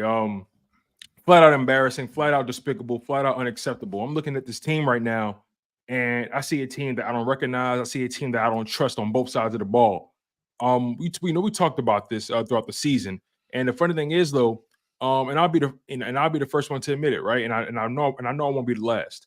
I was smitten, and we were befuddled, and we were fooled by what we saw by the Philadelphia Eagles. The fact of the matter is, what we saw in week 1 is exactly who they are: a team that's inconsistent, a team that can't sustain drives, a team who struggles on defense. And you and I spoke about this in the offseason. We had a barometer, or a gauge rather, when we would expect this defense to sort of come together. And the fact of the matter is, it seemed like they were going up a hill, and now they're plummeting. So I'm looking at this team right now. I don't trust them on the other side of the ball.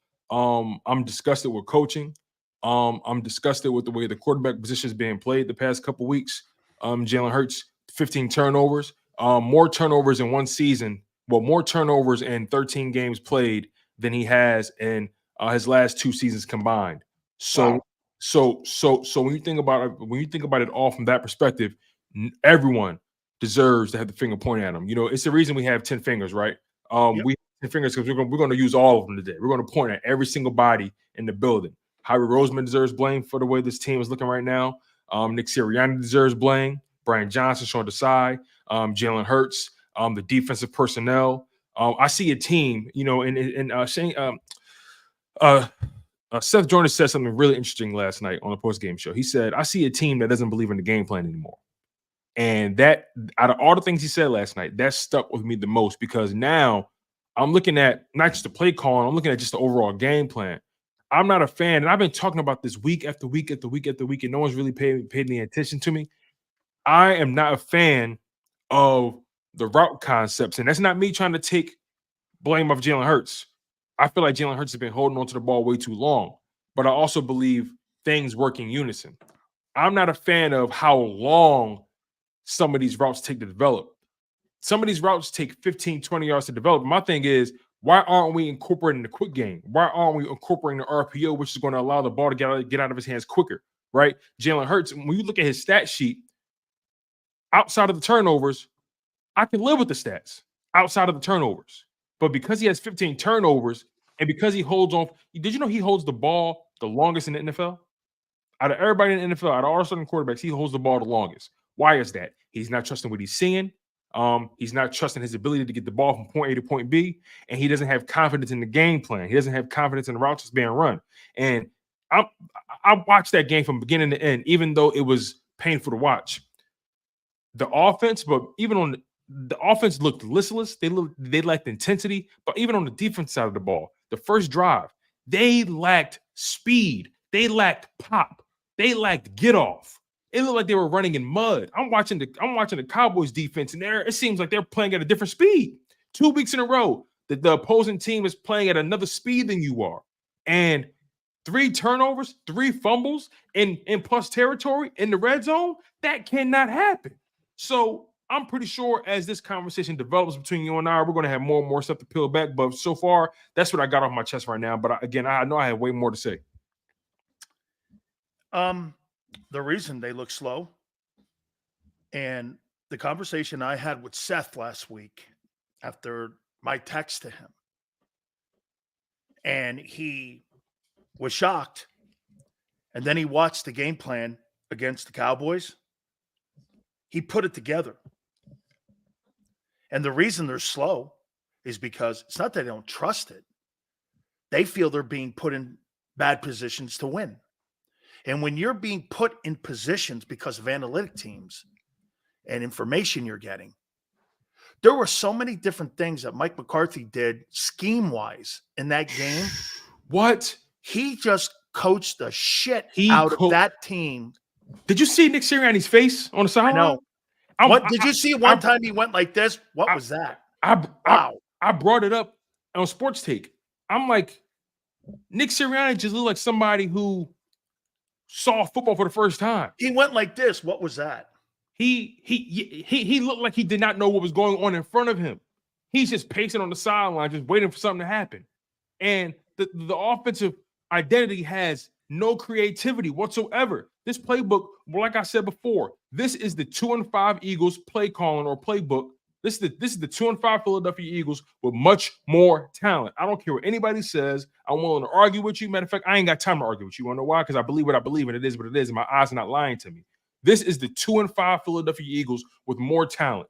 And I'm seeing, it's no accident. It's no accident, right? 2-5 Philadelphia Eagles, right? They're trying to pass the ball down the field. It's not really working. They're not really incorporating the RPO. Then finally, Shane Steichen gets his hand on the play calling. And then you see Jalen Hurts start to form an identity of how he wants to play. You start him starting to make strides, right? That's the 9-8 season, the 2021 season. They lose in the playoffs, but your team turned around. You went 7-3 since the play calling change. All right, Jalen Hurts made strides. Year 2 with Shane Steichen in 2022. Jalen Hurts comes out like gangbusters. The RPO was going crazy. Jalen Hurts is arguably one of the best quarterbacks in the NFL at that time. He's an MVP candidate. He leads the Philadelphia Eagles to a Super Bowl. The offense looks like it can't be stopped. And for the record, I'm paying $50 million for that version. Exactly. Of him. And I'm gonna get there. You're paying $50 million for that, right? Remind you, Shane Steichen is the one that allowed that flower to blossom. So then Shane Steichen leaves. And then now Nick Sirianni and Brian Johnson are under helm.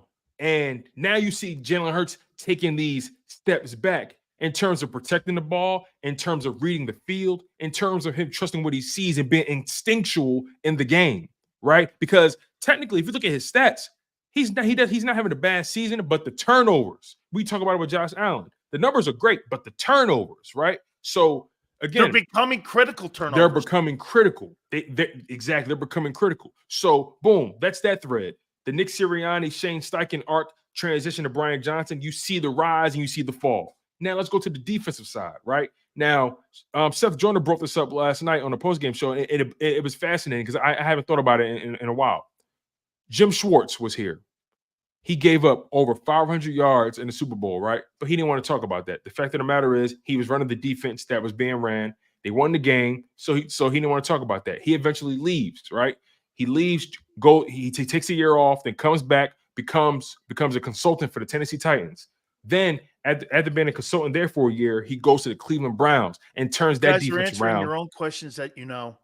I got you. I'm laying it all out. So then Jim Schwartz goes to Cleveland, turns that defense around. Granted, they have a Myles Garrett there, but the fact of the matter is, you saw what he was capable of doing with that level of talent with those pass rushers. It's a completely different defense. So then Jonathan Gannon comes. And we're not really fans of the way the defense is being called, but the numbers are on his side in year 1 and in year 2. So then year 3 comes. Jonathan Gannon goes to the Arizona Cardinals. Then Sean Desai takes over. We see a similar offensive game plan. No identity, no aggression, not playing closer to the line of scrimmage. You see the common thread here. The fact of the matter is this defense this defense for the Philadelphia Eagles is what Howie Roseman and Nick Sirianni won't call. And then on the offensive side, how come everyone fought me on this? And then on the offensive side, Nick Sirianni acts like he doesn't know what to do with Jalen Hurts. It's insane to me. And the funny thing about it is, this is something that I've always known, but you try to repress it because you believe that winning cures all. And this is me being vulnerable with you now, Big Sills. This is me being vulnerable. Okay, so you're not wrong though. So don't take advantage of my vulnerability. No, okay? You're not wrong though. You're not wrong because you know why? Even if something looks shitty and the result, it's not how you drive, Tone. It's how you arrive sometimes. So what people will do is they'll put to the side the method and go completely 100% in on the result, but then not knowing that method is going to keep you consistent. So it's okay. It's a fundamental thing. When you see 10-1, I understand that. Okay, but with guys like Seth and I'm with you, Tone. I always thought it was a theory how the Eagles did business. I thought it was a theory until Frank last week laid it completely out how the analytics team does the talent, the game plans. The coaches take all information, how they draft, Nolan Smith. You take all the personality out of play calling and how coaching really supposed to be. And you see 10-1, and you'll exclude that, Tone, the method. Because you're a result guy. You want a Super Bowl. 500 yards, like you said. You can look at it, but at the end of the day, Jim Schwartz, in spite of what Howie and that front office did, those guys knew this. We got to play along here. I need 3 stops in that Super Bowl. If I get 3 Brady stops, we win. And at the end of the game, it was Schwartz needed 1 stop. 1 stop. You know what's so crazy about it too? Listen to this. People forget Doug Peterson was fired before Carson Wentz got traded. Yep. He was fired before. See, the timeline matters. And they want us to forget about these things. But they were talking back and forth. Listen to this. They fired Doug before Carson got traded. They then hired Nick. Remember, Nick comes off the Frank Reich tree. Right. So they hired Nick in hopes that and this is a theory of mine. I have no prior knowledge or no source to back this up, but this is me just trying to put the breadcrumbs together, okay? So follow me here. Doug gets fired. That was the 4-11-1 season. Doug gets fired. They then hire Nick Sirianni, who was a protege of Frank Reich. We all know Carson Wentz was at his best under Frank Reich. And Frank was the head coach at the Colts at the time. Exactly. So they picked Nick Sirianni over Frank Reich's staff in hopes that would entice Carson Wentz to play ball for another season at the very least. Carson Wentz still wanted out because he did not want to compete with Jalen Hurts. That was the thing. They wanted Carson to compete going into that season. He said, you paid me. I'm not competing with nobody. I think it's 38. So at that point, a trade had to happen. They traded him for the Colts. I'm sorry. They traded him to the Colts. He didn't want to compete and he didn't want to be there. So therefore, they hired Nick Sirianni under the premise that Carson would stay. They put the cart before the horse, before they had the horse in the damn buggy. You follow me? So on the stable. So at that point, now Nick Sirianni has to find a way to maximize Jalen Hurts. Then they bring in Shane Steichen and Jonathan Gannon, all those guys, right? And where was Shane? So Shane was in was he in San Diego at that time? Or did that Gannon was coming off of Shannon was in Indianapolis. What Shane in? Okay, Shane wasn't in Indy at the time. You're right. I'm sorry. Shane was there in Indy at the time. Shane was there in Indy, and I think Gannon was in Minnesota. Something like that. I think so. He was in Minnesota, I think, at the time. Something like that. He was with the Colts at one point, but then he was in Minnesota as a DB coach. They're all from that Mike McCoy, Doug Peterson, right. Frank Reich, all from those guys. So Nick Sirianni is then tasked with coaching Jalen Hurts. That's not his kind of quarterback. It's not. He's a Phillip Rivers, Andrew Luck kind of guy. So that's how we got the 2-5 record. He tried to call plays as if that was Jalen Hurts' skill set. Shane Steichen's like, listen, Nick, this isn't working. If we're going to salvage this thing, we got to find a way to maximize this kid the right way. Let me tell Steichen you what comes in. Let me tell and you. There we go. Frank The rest is said. history. Let me tell you what Frank said on the program 2 years ago, and Howard Eskin even used it on WIP. Sirianni don't know what to do with that boy. So he don't know what to do with him. He goes like this.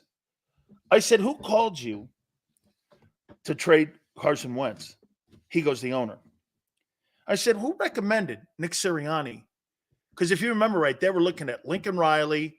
They were looking at Josh McDaniel. They were looking at a couple other guys to potentially be the head football coach in Philly.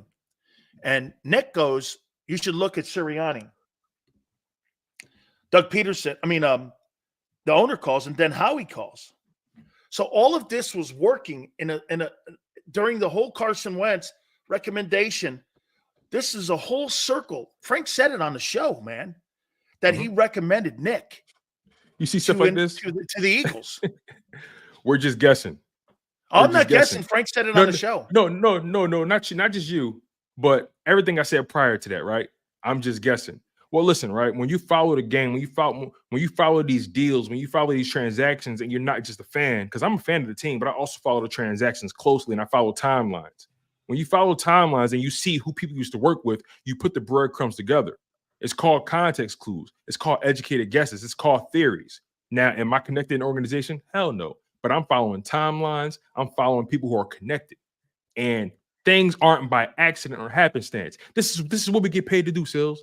We get paid to analyze. By the way, again, anytime you put breadcrumbs together and you try to connect the dots, now you're conspiracy theorists. It's fact. It's a lot of it's theory. But when Frank Reich comes on my program last week and tells me how you do business in Philadelphia, and now we know why Doug was fired, and now everyone understands. That's why we know why Doug was fired. Do you know he why didn't want to play ball? Yeah, but it was a theory until Frank said it.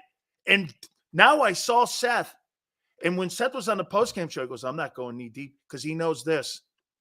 The players don't believe in the game plan. It's not that, hey, get this, Tone, it's not that they look slow.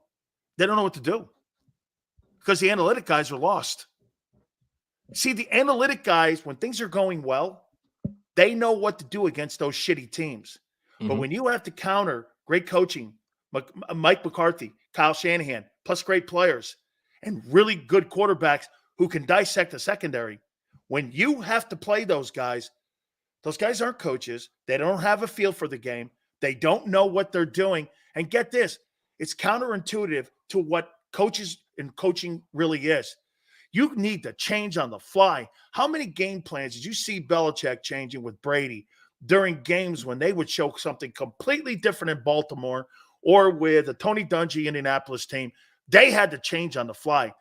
That team can't change on the fly. That's why you're hearing the words predictability, because they don't. Bose is right. Let me say something to you about that comment. He's the wrong messenger because he got his ass kicked by Lane, but he's not wrong. They are so predictable because, get this, Tone, for me to take a game plan out on the Philadelphia Eagles right now, I go to 2021. It's the same one. Exactly. Derek Gunn, he's connected. Derek Gunn, literally on the post. Did you hear Derek Gunn last night on the postgame show? He literally, but I saw some of it. Yeah, he literally said, and Derek Gunn is one of the most stand-up dudes in the business. Derek Gunn is connected. He has somebody that he spoke to close by, very, very close by. I'll leave it at that. Derek Gunn said, yo, what's the problem? What's going on? The operative word, we're predictable. We're predictable. It's just that simple. You see, like, this isn't stuff that we just make up because it's fun. This isn't stuff that like we're not conspiracy theorists. We're doing our due diligence, watching timelines, watching who's connected to who, listening to people when they speak, watching the result, and then baking it all in. Okay. And right now, I told you this a while back. You asked me this. Did I trust Nick Sirianni? Or you asked me, no, I'm sorry. You asked me this. If Doug was in that Super Bowl 57, would he have won it? I said yes. And I believe he would have, because there were certain moments where Nick Sirianni failed this team and I lost trust in him. So ever since then, failed it, or the analytics team failed with Nick and Howie? It's fascinating because all year he was going with his instinct. And then when it got tight, he went with the analytics and he lost. That's how that looked to me. You think the analytics team would have called that Philly special? Hell no. Hell no. What do you need to know? That Super Bowl was won on pure instinct. I bet you he had a conversation after that game with the owner and the GM what compelled him to do that. And I would have said this, like Elon Musk, go fuck yourself. And right there, get this, that play may have ended Doug Peterson's tenure and beginning of the downfall, because he went against the analytics team. It was no secret. Nick's never going to go against that team. Doug's firing and why he got fired is no secret. He got fired or relieved of duty, however they want to call it. He got let go because he did not want to play ball with Howie Roseman anymore. Yep. Doug wanted to bring in his own staff. He wanted to elevate Press Taylor to OC. He had a plan for the D. He had a plan. And when he went into that meeting with Jeffrey Lurie and Howie Roseman with his plan, they said, nope, you're done. Absolutely. He took a year off, came back with the Jaguars, and is rebuilding that organization. Absolutely. But when you this is not stuff we're making up here. When you put that prospectus on the table to an organization that controls and here, this is really, again, we're now running in circles. That's the same thing they said about Chip. Here, let me throw this at you here. That organization cares more about control and controlling the purse strings than they do about the Super Bowl. That's why I'm not mad at the Rams or the Buccaneers for doing what they did. They say, you know what? F them picks, F the cap, we're getting us a bowl. I respect it. Now, are they figuring it out right now? Sure they are. But I respect it because they told me they was all in. Howie paid the quarterback and the team paid the price. And this is where I'm going with this. Howie knows over the next couple of years that he can't have big name guys, big money guys at the linebacker position, the safety position. He's playing economics with the defensive side of the ball. And what he's done is, and that's why you've got these spare part guys. And this is without a doubt a sign of why the 49ers are the best team in the league. Because you know why? I'll say it one more time to you. I got killed by many people in here. They're not paying the quarterback. I'd rather have Brock Purdy's situation than Jalen Hurts' situation. They're not paying him. I got 2 more years of that guy making $900,000. And he's playing effective football. He's effective. He's playing MVP football. He's great. Actually, he's doing what Jalen Hurts did last year. Economically, feasibly sounder and cheaper for the Niners. Think about what he's doing. In a way, not same style. Because he's on a seventh round contract. So it's cheaper than a second round of contract. So you're right. Okay. I mean, think about what he's doing right now. He's doing the things and playing MVP football for a team, different styles, all that. Team's number 1 in the league, number 1 seed in the NFC now. But he's not going to be talking, and they're not going to be talking about a contract. Why, Tone? Because they still got to recover those 3 ones they lost from Trey Lance. They're not going to deal with that contract with him until they get into the final summer, him going in to his final year. Because they don't so have that to. They can recover and make it justified that he covered the Trey Lance, especially if they win it. Can you imagine a quarterback making less than a placeholder and wins the Super Bowl? Next year, you have so much more autonomy to still pay people and bring people in. That's a gold mine. At the end of the day, the Trey Lance thing was a disaster. The Brock Purdy thing is an unbelievable fountain of wealth. Yep. The fact of the matter is that, everything that we're talking about, it just goes back to say the Philadelphia Eagles right now, even with the 10-3 record, have real problems. They have real problems on that defense side of the ball. They have real problems with this coaching staff who seems that they can't get their head out of their asses. I've never seen one thing about Doug. He never looked confused. Like, again, Jalen Hurts has to protect the ball. A.J. Brown, you got to protect the ball. Devontae Smith, you got to protect the ball. And I don't like the position they put in the defensive line. And do you think it's fair to this defensive line to tell them they have to win every single down, every single day? Can you imagine, someone like you're in the company, right? And everybody else has a role to play. But everyone keeps saying, listen, if y'all don't do y'all part, we're all going to fail. And it's like, well, hold on, wait. It's 100 of us in this building. You can't just say if 20 of us don't do our job, the whole building gonna crush down. That don't make no damn sense. Everybody got to play their role. That's a great comment by this last guy here in the super chat when he says, "How do you explain 10-1?" I'll easily explain it to you.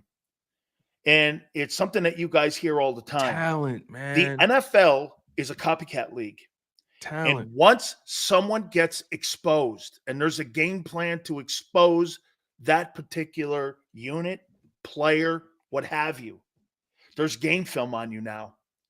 And and then guess what they started figuring out? The Eagles aren't going to run those RPOs anymore.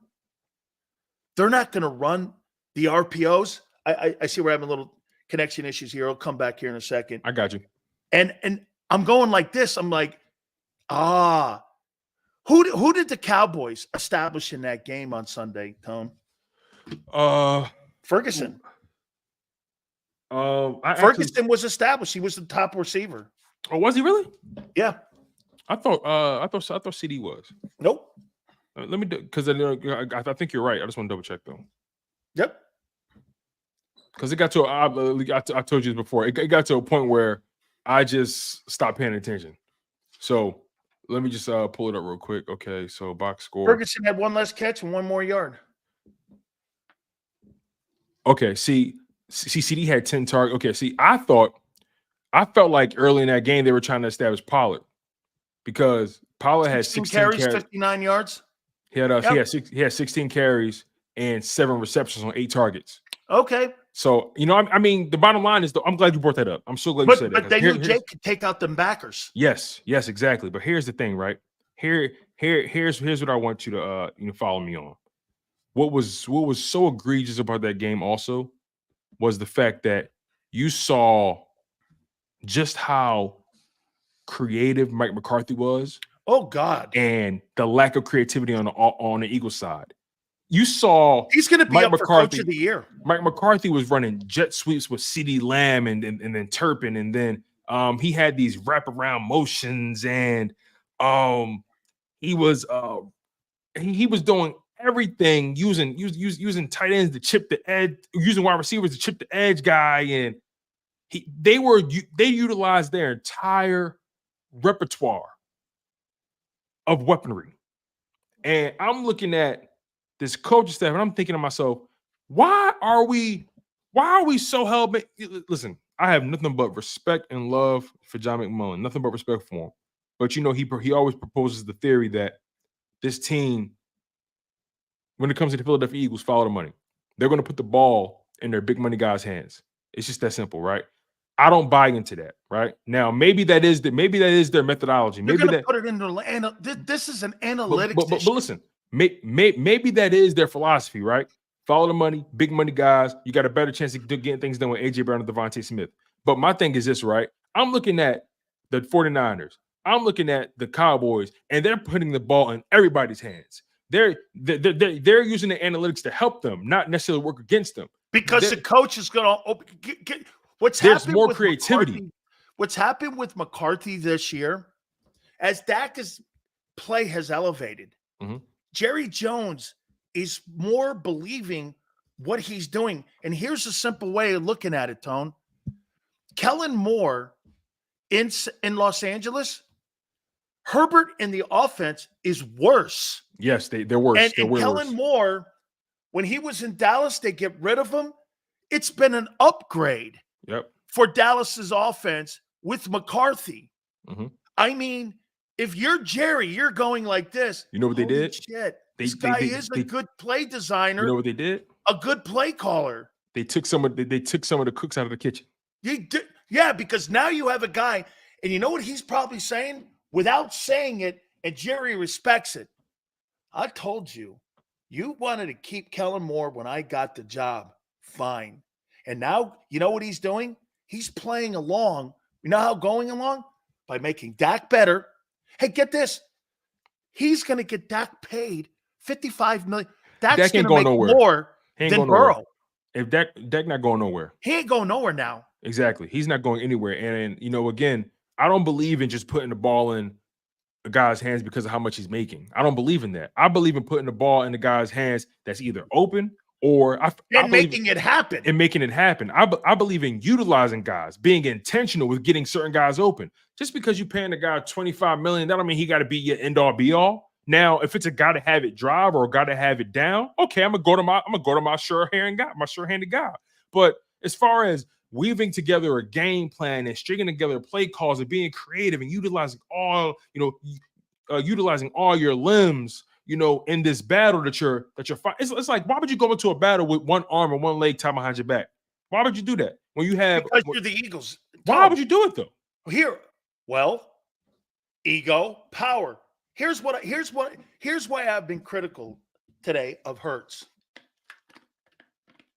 People are going like this. Well, Sills, do you really think he's a one-year wonder in Philly? Yeah. And they go, wow, you don't really. I go, wait, first off, you won 17 games. You gave him $50 million. Then what you proceeded to do, you took away what I loved about the game of the kid. As soon as you paid him, you took away his power. As soon as you paid him, you changed him. And get this, even Patrick Mahomes has admitted, even Michael Vick has admitted, you expedited the kids' development by taking the RPO out. That was something that was the top part of his game. And then get this, turnovers are higher. Well, you're changing him to do different things now. That's not a $50 million quarterback, dude, that has 15 turnovers and is a turnover machine this year. That's not what I paid for.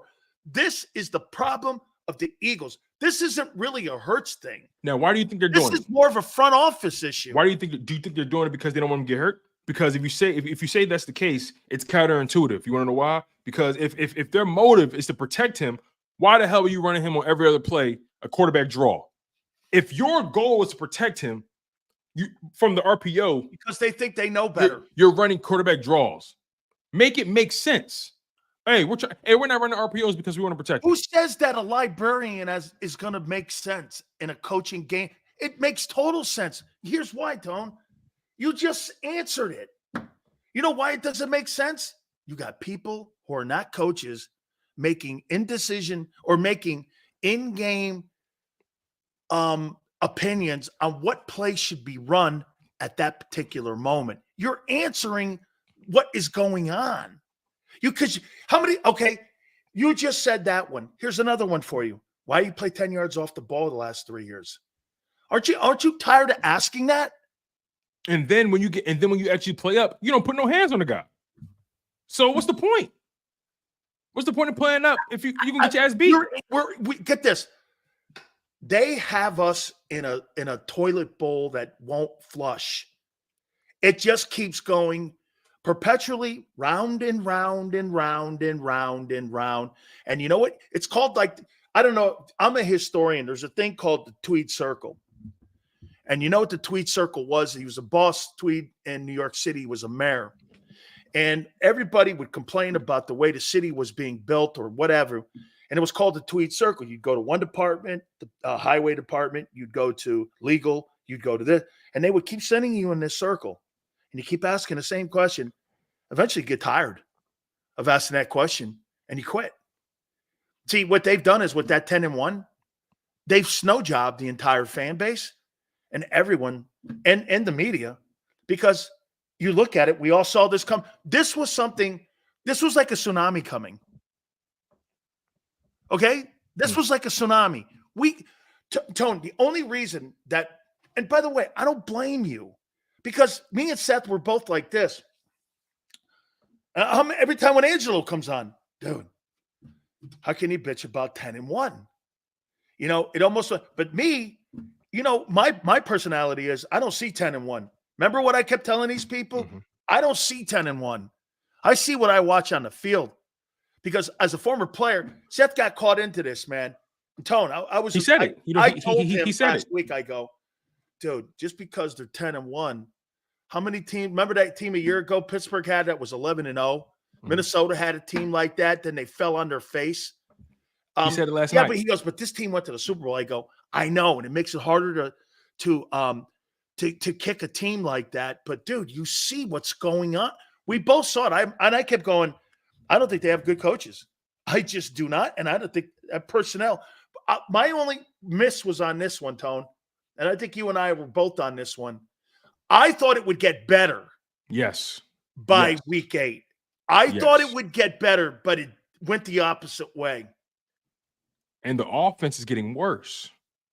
So that tells me people are catching up to your simple-ass game plan. That's what that is. Predictability. You know what I mean?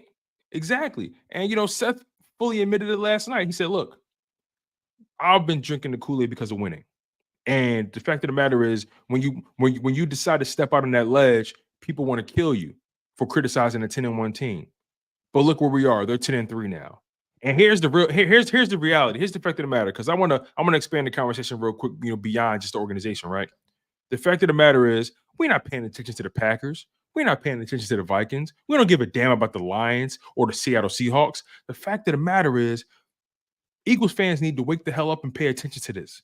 Before the season started, there were 3 teams that we all universally felt like could come out of the NFC: the Philadelphia Eagles, the 49ers, and the Cowboys in no particular order. We all felt like those were that was the three-headed monster that people needed to pay attention to. And guess what?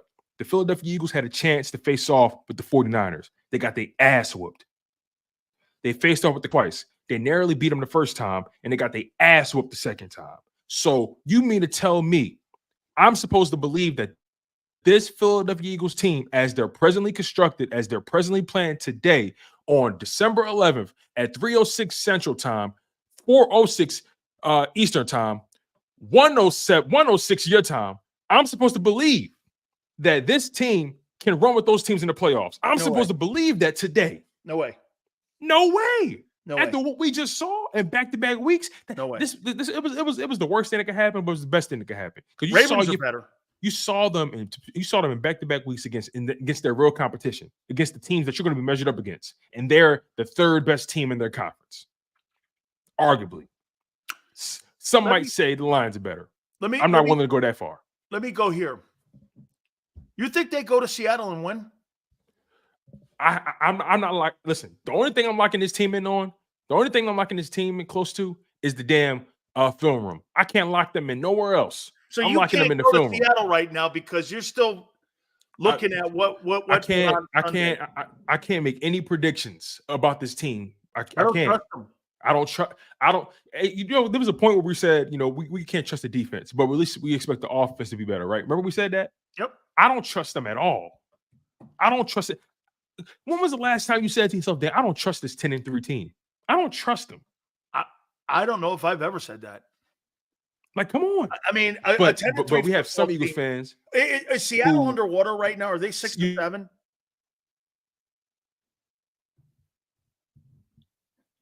I believe, if I'm not mistaken, that they're 6-7. I think Tone's frozen here a little bit. So we'll see if we can get this back here. But hey, guys, is Seattle? Hey, Tone, is Seattle 6-7? You got me? Yeah. Okay. Is Seattle 6-7? Seattle is. Let me double check this really quickly. Sorry about that signal. Mine internet acting up a little bit too. So okay, 6-7. Seattle is 6-7. Correct. Boy, I never have said this. 10-3 versus 6-7. I don't know if Philly could go in there and win. I don't trust them. What do you want me to say? I got it. See, because it'd be different if they lost to the 49ers and Cowboys, but damn, they lost by a possession. You know what I mean? That's something totally different. Because you know what that would say to me? They could say, okay, the Eagles are kind of sluggish right now, but I know they can run with those teams. I know a player or two different there, a call different there. It probably would have been a different result. They got demolished. How about this, Tone? Don't you agree? Okay, they are doing something. Now, let's be positive for this. Okay? Let's try. Let's try to be positive on this. After what we know historically happens to teams after a Super Bowl and how they don't get back. Mm-hmm. The record is surprising, but the method kind of doesn't match up. And what we're being fooled on is that we thought that this team, because when they were 10-1, wow, man, they came back like no team since the Patriots and the Broncos, or the Dolphins and the Bills and shit teams like that have gone back after losing Super Bowls. I mean, you're like, it's very historic. I mean, they ran out of gas, dude. I mean, can it just be, Tone? People caught up, like you said. They ran out of gas, shitty talent, Howie miscalculated, and it all tumbled down. Here, I'll give you an example. Look at Kansas City. Isn't it, real quick before you go, isn't it fascinating how the two teams that were in the Super Bowl last year, the two teams, Eagles and Chiefs, have suffered back-to-back losses in the same weeks? Because I think it's philosophically why. And I'm going to show you why. That's because I'm going to use Kansas City. So Kansas City got rid of Tyreek Hill. They won a Super Bowl.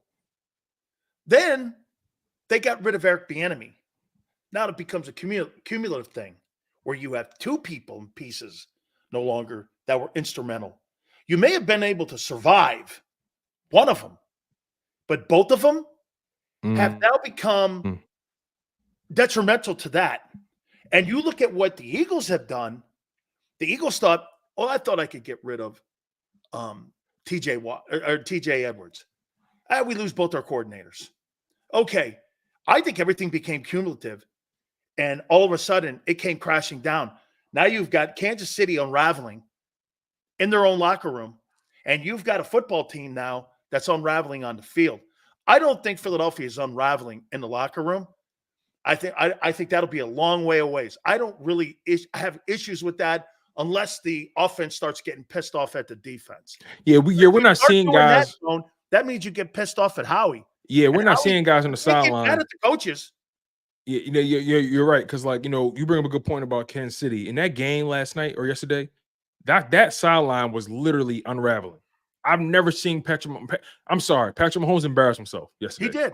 He embarrassed himself. Yeah, he acted like a brat. He act like that's himself. But the only thing, like you said, the Philadelphia Eagles, I'm not seeing that on the sideline. No, I'm not seeing that. So but I don't care about that because I'm with you. That doesn't. Yeah, I'm with you. Yeah. I don't care what AJ Brown says. You know what I mean? So, but the fact of the matter is, to your point about the positive side, what they're trying to achieve is almost insurmountable. Yeah, it's hard. And are our expectations through the roof? Yes. Are they unrealistic? That's probable. But when you have a team that sets this standard that they so-called want to play up to or live by, see, this is what's happening right now, Sills. This is what's happening in the city of Philadelphia. We've adopted the quarterback's mantra. We've adopted the quarterback's mindset, keeping the main thing, playing to the standard. You know what I mean? Seeking perfection but falling on greatness, right? We've adopted his mindset, but now, but that's conditioning. But that's conditioning. No, I got you. We've fallen victim. The team and us, we've fallen victim to the quarterback's mantra. We've fallen victim to the message. And what I'm saying is, what I mean by that is, we're holding the team to their standard.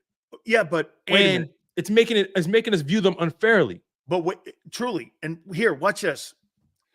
So let's go. They beat Seattle. Okay. They beat Dallas.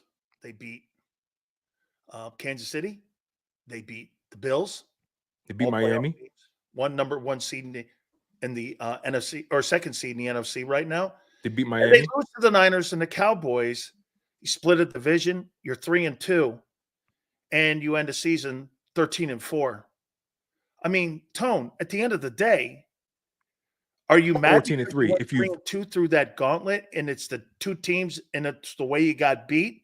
Or are you looking, because you said this, because you know exactly what we talk about all the time, is that it's a week-to-week proposition. I think the Cowboys are going to lose to the Bills back, actually. And they end up 13-4. We come back walking out here on this, and you're like, well, they beat the Cowboys, they beat the Chiefs, they beat the Bills, and they lost to the Niners, who they'll see again, and they split with a division foe. Okay, I mean, why are you upset with that? So, to your point, right? Because you said if they beat Seattle. So, if they beat Seattle, that would put in my opinion, they went out. So that's 14-3. Okay. But that's even more to your point. That's even more to your point. I guess what I'm trying to say is, are you asking, am I more upset by the way they lost, or who they lost to? Is that, or both? It's both. But here's the thing, right? It's more so you how. Still think that 14-3 is fool's gold? It's more so how they lost. So that 14-3 record would still be fool's gold to you. And I'm gonna tell you why. Listen, hear me out. As that cheesesteak conversation. I'm gonna tell you why. Hear me out on this. Hear me out on this. I need you to really hear me out on this, Sills. Hear me out. See, I would feel differently if they got blown out by the Chiefs, blown out by the Bills, but they beat the Cowboys, but they beat the Niners. See, here's my problem. They have beaten the Cowboys. But hear me out on this. how you lost gives me cause to pause, but also, yeah, you beat the Bills. Yeah, you beat the Dolphins. Yeah, you beat the Chiefs. Yeah, you beat the Chiefs. But you're not going to see them, God forbid, you're not going to see them until maybe the Super Bowl if you get there. That's if you get there. But the Chiefs, I'm sorry, but the Niners, but the Cowboys, you're going to have to see them again in the playoffs. So to me, I'm measuring myself up against the Cowboys and the Niners, not necessarily the Chiefs and the Bills and the Dolphins, because I had to run through them. So if the Bills beat the Cowboys, okay, I mean, we're back to square one again, where we're talking, okay, you beat a team in overtime, you beat the Cowboys, you split with them. Right, right, we have. Some teams get blown out. I'm not trying. Well, you know what it is? I'm not trying. I know what you're doing. Like you're trying to have me this shit pie here. Right. I'm not trying to do that. But what I am saying, remember something. This is a marathon to the finish. It is. So it is. You're in the micro right now, looking at those 2 weeks in a row. And by the way, I'm not saying it's not troublesome. It totally is troublesome. Also, it's Wasn't Monday. It troublesome for the Niners when they went on a 3-game losing streak? That's very true. That was just 3 weeks ago. You're right. You're so right. Also, it's Monday, so it's fresh. So think about it. So I'm still working my way off this thing. Brock Purdy's turned back into the pumpkin. He's not the guy any longer. Now he's MVP. Look at how fast that narrative changes. And this is why I kept saying all week, don't go by the record of what you're doing. Go by what you're doing right now. Look at who you are right now. Because if you continue to keep putting these wins up, let the fricker play out. Because at the end of the day, Tone, you may still end up 14-3, 28-6 over the last 2 years, still win the East and get home field advantage, and you still got killed twice, and you're going to be at home. Wouldn't you want the chips to fall where they may if you had home field? I understand exactly what you're saying. And by the way, that's a reality. That's not some fish. Yeah. It's not impossible. Right. It's just, again, I'm looking at this, like you said, like who are you today? And as of right now, the Philadelphia Eagles got blown out by their two pieces of competition in their conference. And you're right. The fact of the matter is you split with the Cowboys. That's something we thought was going to happen, and it played out.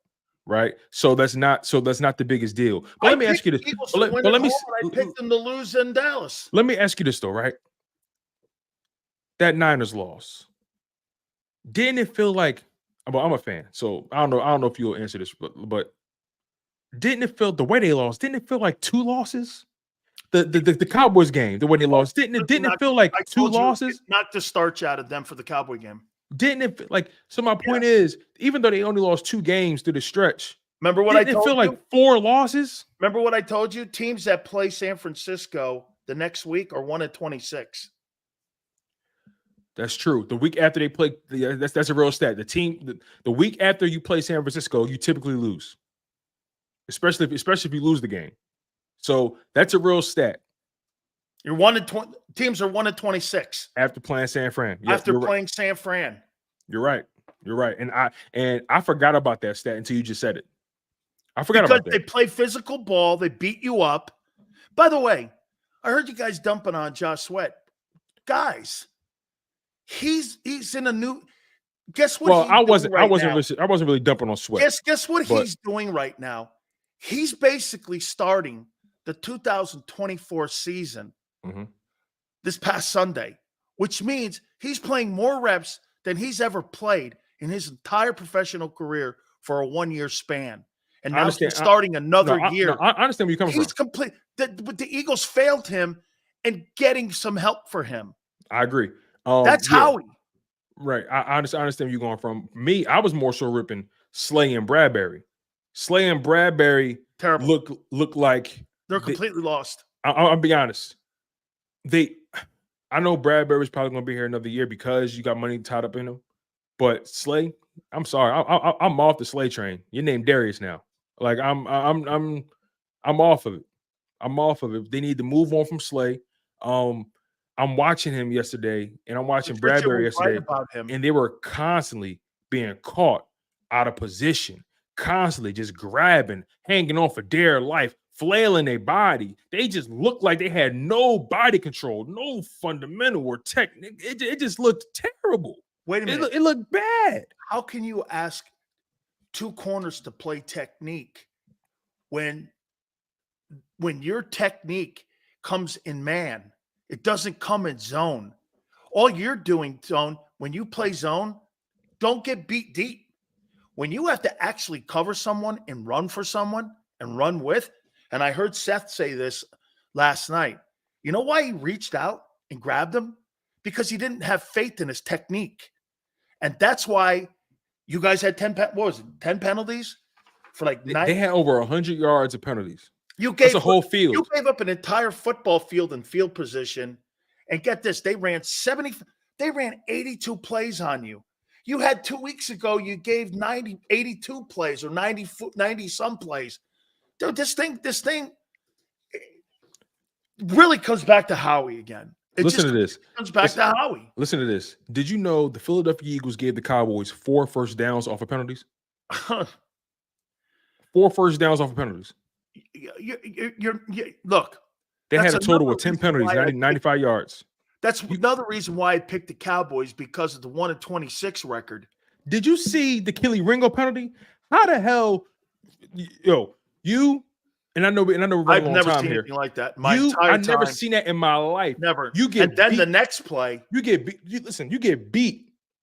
Then first they call you on pass interference. Then on the same play, after you do the pass interference, you face mask them. So they gave you the pass interference at the spot, and then tack on another 15 for the face mask. And then the next play after that, you get hurdled by Ferguson. In 2 plays, he had to give up at least 30 or 40 yards of offense. Who thought that was smart to put him in? That's how you know they're just throwing shit at the wall so it can stick. Kelly Ringo ain't see a field all season. Man, that's a terrible coaching staff. See, when Kelly Ringo's in that field, that told me how desperate they were. Dude, it's get this. Keon goes like this. That was his first action. His first Exactly. That's the point. Okay. His first action. Okay. Don't you think you might have put him in a position to win first? Give him some confidence? Instead, you've destroyed his confidence. It's not that easy. I told you this, Tone, before. My first game I got into, it goes like this. Wow, I got a minus. Okay, what do I have to? The next play. Okay, I look up, it's 10 plays. It took 10 seconds. I got 4 minuses. I'm like, holy shit. Then do I line up here? Is it 3:30? Hut! And you're going, oh my God. And that's what that looked like to me. The game was so fast for him. At that moment, you know what? He was not prepared for that moment. And that's a coach's decision on putting inept talent in a position to fail. That is 100% coaching. I'm not even talking about the kid's ability yet. Right. You don't put kids. Then the reason they attacked him like that next is because they knew he did not. Dude, when you get 2 penalties on you, Dak knew immediately where to go next. I'm going right at him. That's the weakest part. When they had Ringo on the field, he was the weakest link in the entire. He targeted him right away. Team already. Right away. It took no time. So again, we could put a button on it like this. If I want to point the finger at anybody for yesterday, and again, we could point at a lot of people, but if I had to point the finger at anybody, that coaching staff deserves the biggest part of the blame yesterday. They looked like they didn't belong in the league. Absolutely, man. Absolutely. Tone, great stuff. I appreciate it. Big Sills, I appreciate you, man. Thanks for letting me take over the show. You got it, man. I appreciate it. Thank you. All right.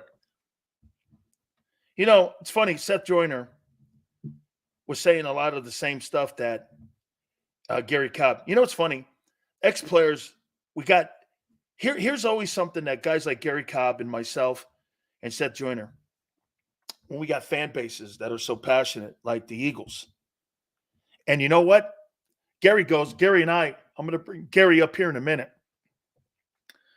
10-1. And we're like, that team is not as good as you think it is. They're last in every defense. This is a tsunami coming, and you don't see it. Gary Cobb saw it. Seth Joyner saw it. But when you see 10-1, the fan base does this. These two guys are just haters. No one loves them. They're just talking shit. And we saw the tsunami. And this is the reason I picked the Cowboys last week and the Niners. Teams that play the Niners, then the next week, they're 1-26. They beat you up. And that's what showed out. Let's bring Gary Cobb in now from Fox 29. And I'm sure it's been a hell of a day, but boy, Gary, I mean, your takeaway from really what that and Gary, let me throw this at you here right away before you answer here. Red zone defense, 30th. Yards per game, 22nd. Third down defense, 32nd. Passing TDs allowed, 31st. Points per game, 28th. This is not a Cowboy thing. This has been a year-long thing.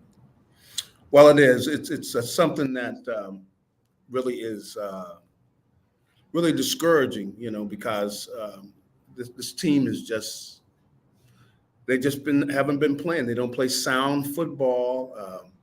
A lot of the guys in the secondary, unfortunately, like Seth said, don't want to tackle people. Come on, somebody's got to make the tackle, and they haven't really done that. And, really, I got to admit that, the Cowboys got after them. Man, I mean, this is one of the best games they played because they ran the ball on the Eagles. I mean, they ran the ball down their throat. And then anytime they wanted to, they just took whatever they wanted. And, they were up and down the field. Really, it could have been a worse score than it was. I mean, it was bad, but it could have been even worse. But they haven't been playing sound football all year long. They've been able to get away with it by just kind of making a few big plays late in the game and kind of saving themselves. But it was bound to happen, and they really just got exposed by another quality football team that came in and really took whatever they wanted. I mean, if anything, like I said, they took their foot off the gas pedal and didn't really just humiliate them, which they really could have. The last two teams, Niners did the same thing the week before they took the foot off the gas pedal. Gary, yeah. I blame Howie for that defense, and here's why.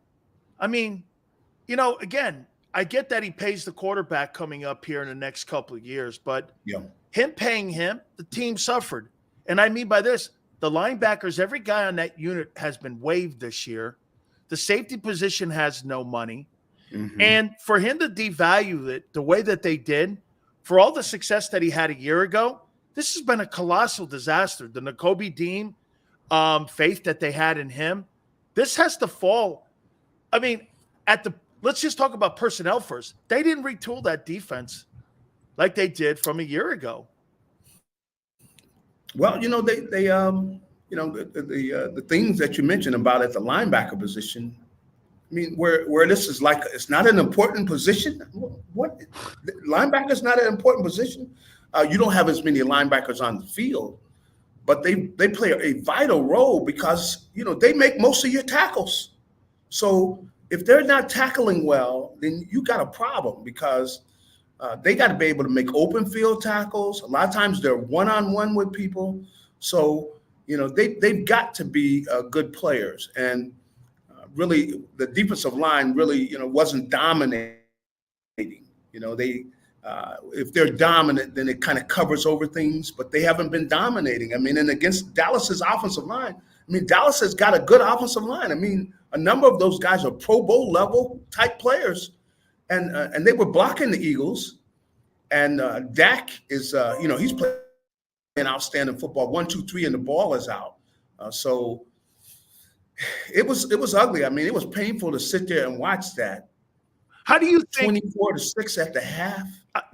Gary, when I look at Jalen, I said this earlier, and I go, you paid a guy $50 million, and the Jalen Hurts that I see this year, that's not $50 million worth of quarterback to me.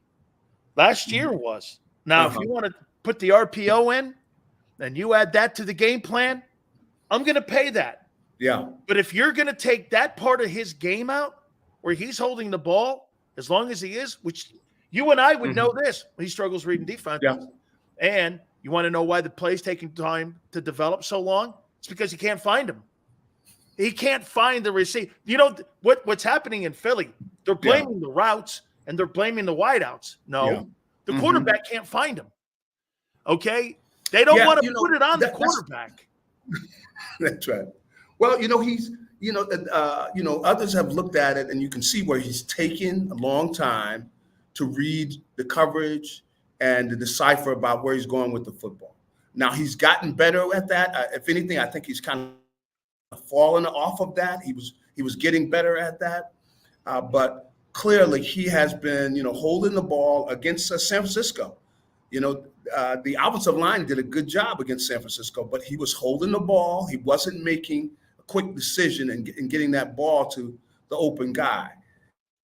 And, he's struggling some yesterday doing that. So you got a combination of that. And then the fact that you got to give Dallas credit for the fact they were going after the football. They played aggressive defense where they're punching the ball out. They're going after the football. And, that's the kind of football you want to play, because if you force turnovers, you're going to win. Most of the time, you're going to win the game. And those 3 turnovers the Eagles had were vital because they were in Cowboys territory. They were trying to keep the game close. And those 3 turnovers were, crucial. And it basically just made, just say, okay, everybody drive safely on your way home. This one is over. And that's the way that game was, man. I mean, I got to give it. The Cowboys are playing better. I mean, they are getting better and better as the season goes along. And the way things are right now, the Eagles, of course, have a chance to change that. But, it's the Cowboys and the 49ers are playing the best football.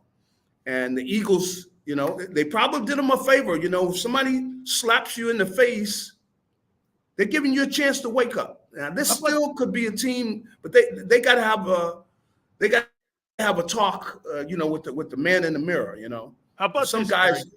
Not out there playing as hard as you would like to see?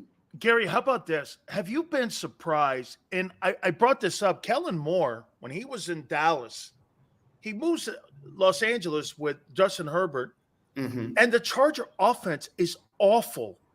Mike McCarthy takes over. Yeah, Dak looks like this is the best year he's had in his 9-year career. Without a doubt. Underneath passes, the balls, like you said, getting in and out quicker. I mean, he's finding guys, receivers like Brandon Cooks and these other guys, Michael Gallup.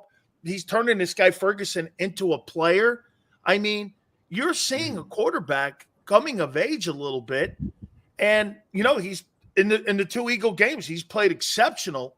When you put them both together, I mean, have you been surprised that the Cowboys have become a better, efficient offense under Mike when there was a lot of criticism? Aaron Rodgers in Green Bay didn't really think he was the best play caller. I've been surprised. Yeah, I've been surprised too, because you could see the confidence in Dak listening to him talk, that he has a good understanding of what he's doing. He understands his role in playing the quarterback position, and that he gets back there to the last step of his drop, and boom, the ball's coming out, and he knows where he's going with the ball. And you just see the confidence oozing out of him, that you can clearly see this is a different level of quarterback. He's got a lot of confidence. And, of course, that is one of the keys to playing the quarterback position. But he's seeing the field. Obviously, Mike McCarthy has sat down with him and given him a better read of what to expect and how he looks at a defense, where he's able to read, he's 1, 2, 3. Yeah. And he knows where he's going with the football. And really, that's what the key is to playing quarterback is you got to read on that drop. You got to read what you see.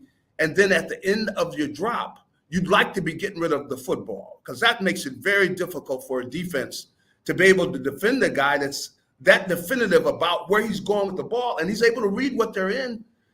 This is the best I've ever seen him play. Without a doubt, it's not even close. 2 last questions for you. You think they go into Seattle and win next week?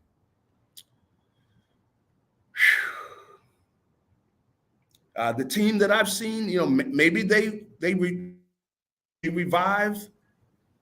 But the team I've seen out there on the field, I don't know how they, I don't know. I couldn't say that I'm sure of that they're going to go out there and win. I'm hoping, just like I've been, hoping the other weeks. But there's got to be a turnaround. They've got to make some kind of adjustment. They're just not playing good football. Is that possible? And really, on both sides of the ball, you don't see the offensive line. You don't see the running game like it was there before. Gary, is it possible though? Going into week 14 and week 15, is it possible? I mean, we've been saying, you and me and Seth and we've been saying this all year. Hey, before it was, well, it's early in the season. It's early in the season. They haven't played their best ball. Yeah. Can it be possible, Gary? This is their best ball. I didn't think this all year long, but it may be the best that they play. You got to play it now. You don't have months to go through the game. You got to step up. They got to start playing at that level now. Yeah. I don't know if they are. I mean, it's not looking good, and I see a defense out there where there's always somebody open. I mean, just wide open, and with the poor tackling, they're not doing a good job against the run. So now, before they were stopping the run. You couldn't run the ball against the Eagles. Now people are running the ball, throwing the ball, basically whatever you want to do either one. And if they keep playing like that, I don't think they're going to win because, they may be able to beat the Giants. Wow. Well, hey, we're trying to set our bar a little higher. Hey, finally, Gary, do you think I'll ask you one more time and revisit this question? This team is not as good as last year's team, right? No. They're definitely not right now. Which means they're not a Super Bowl team. No, I don't see them. Come on. They got to beat either one of those two teams they just lost to, and they didn't even belong on the field. So they've got to make up that ground. People are talking about the schedule and how they were tired, and that's very tired. Yeah. Yes, it is. Hey, I got a question for you, though. Where am I at? Do you know where I'm at? That looks like Florida. Is this Florida? Are you in Florida? Yeah, I'm in Florida, yeah. Are you in Miami? Lauderdale. Yeah, Fort Lauderdale. Yeah, I'm down here. I got NFL meetings we have. See, I work during the week.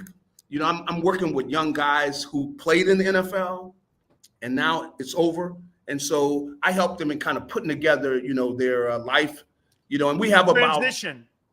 We have about 8 other guys, former players, and we work with these guys. So we got a group of them that are down here now, and we're going to be working with them this week. And really, it's a time where it's always, we start out where we do the congratulations. You made it to the NFL.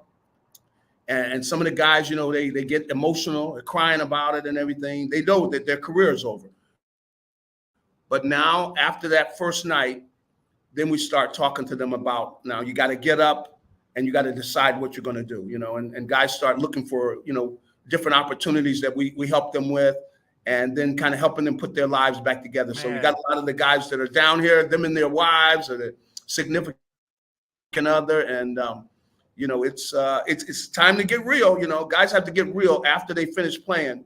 They got to move on because life goes on, and you know what? You still got to pay the bills. Hey, Gary, let me tell you this: people don't realize it, and I'm not comparing it to anything like the military or anything, but when you've put your heart and soul into something, and you've put your body and soul into something, and you've put your family's togetherness, and you've put people to the side, and you've put all your because you got to be selfish thinking when you're a football player, because you've got to do things and you've got to train and you got to do all that. And when someone tells you that shit's over, let me tell you, man, you get lost for 3 years, and you could go in this direction or you could go in that direction, because what people don't realize, it ain't about money, man. It's about living the quality of life later on in your life, because that ain't that easy. Now, I know people go, well, why didn't you say, well, Hey, man, people thinking, I'll leave you with this here. You make $1 million, let's say. Well, the tax man comes in and he takes about 35% of that bitch, and that's $350,000 taken off. Standard of living, quality of life, you're going to talk about another $250,000. If you think that you could live your life on $200,000 for 3 years or 4 years in what you've made, $800,000 for the next 50 years, you're high. That's right. You're not going to. That's right. You're going to have to move on to something else, and that's what we tell these guys. So we're able to work with them, and you get to know a lot of the guys, and most of them they wind up doing very well. But they need that. You have to have that talking to them about what you just said, which is say, look, that's over now. You're gonna have to pick up, man. We got to move on. You got these kids over here. You got a family. Look. Go ahead and cry your tears. Get it all out. Now let's get up. We got to move on to the next chapter of our lives. Gary, I know you remember this. You look in that mirror, man. You go, God dang, I think it's it. It's it. Hey, man. And then you have that private moment come to Jesus, and you're like, damn. Okay, I was 32, I think, because I had played in all these leagues, and I went, damn. I spent 25 years of my life in this bitch. Yeah. Getting to the point, and now I'm looking in the mirror going, and I was in the CFL at the time, and I went like this. I'm not sticking up this. This is over with. And then, dude, you sit around for a couple of years going, where am I going? You don't know what direction the boat's taking you in. You know what I mean? Yeah. Yep. So we try to make it very clear and try to, push these guys and let them know, hey, it's time to get up and move on. Dry the tears. And, it's something when you got a big 330-pound guy leaning on you crying. You go, hey, all right, man. Okay, let's pick it up. Let's pick it up, buddy. I hear you. Gary, it's good have stuff, a great though. time, It's good and stuff. I love what you're doing for our alumni and our guys that there's only 29,000 men in 108 years of the National Football League that have ever played, and there's only 16,500 of us alive to this day, including the current guys. It's a very small fraternity. Get this, you have a better chance of being an astronaut than you do a professional football player. So it's pretty remarkable. You have a better chance of working at NASA than you do as a pro football player. Thank you, my friend. Hey, have a great one. You got it, man. Thank you so much. All right. I appreciate it. That is my friend, Gary Cobb, and we appreciate him. By the way, don't forget, please make sure you fill out our information when it comes to our great chance for you to win some gift certificates from Hooters. Swiss Cheese D. I mean, Tone comes up with some great ones. All you have to do is email the code word. You'll see it throughout the program. DanSileo@gmail.com. Give us all your information. And come Football Monday, you might see your name called. We appreciate everybody. Hooters gift cards. Gary, I want to thank you guys for what you did for me over at King of Prussia yesterday or Saturday. A lot of people showed up.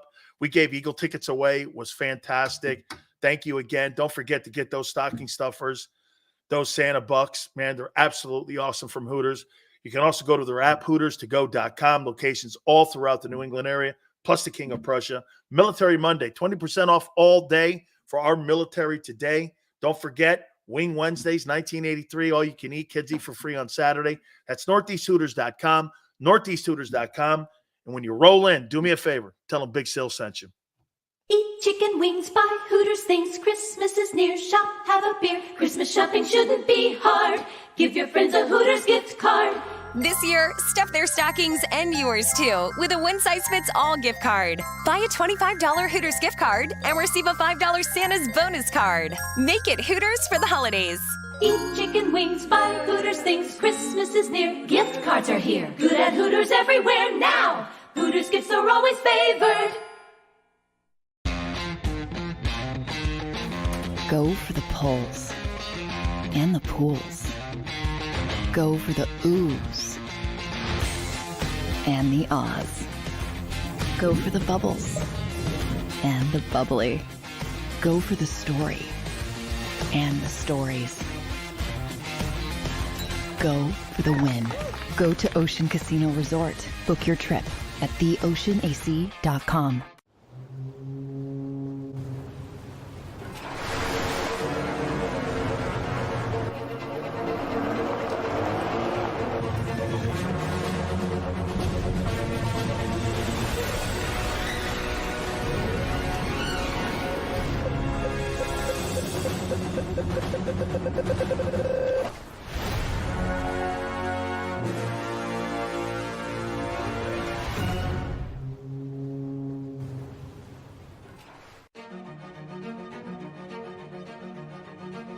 Any professional sports coach will tell you there's no substitution for preparation. At Malamut & Associates, that is a tenet by which we live.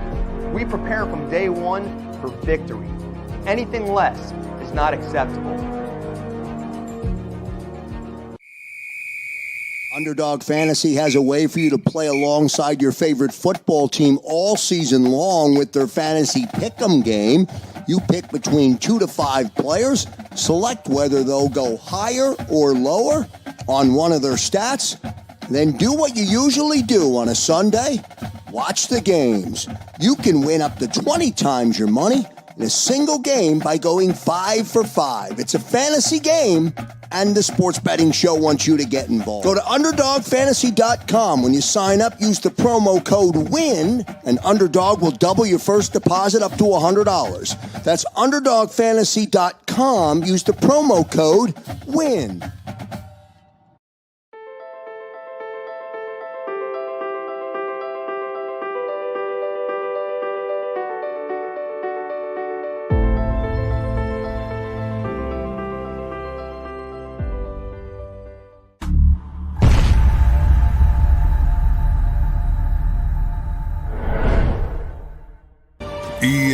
EAGLES, Eagles.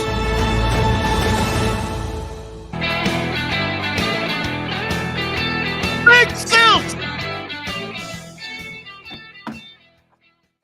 Hey, wait a minute. Should I do it again? Should I do it again? Uh-oh. No. Ooh. Ooh.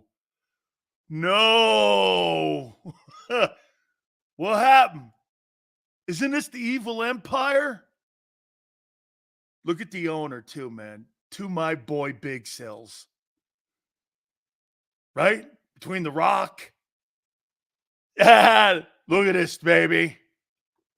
Nice shiny star. Oh, man. Hey, you can go on this side, too, if you want to see it. You know? Yeah. No? Nothing?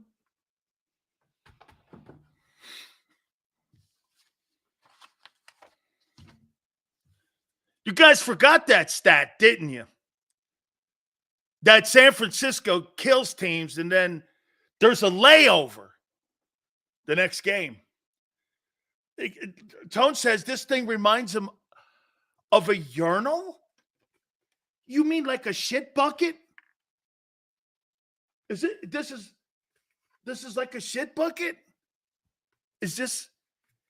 Yeah, see, I had lost my cowboy helmet, and the owner goes, Sills, you got to have one.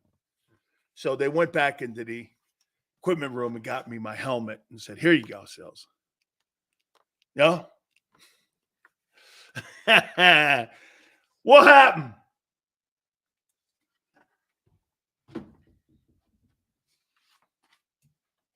Just like in Rome, you roll in, dominate the women, beat everyone, take the food, the women, the annihilation of men.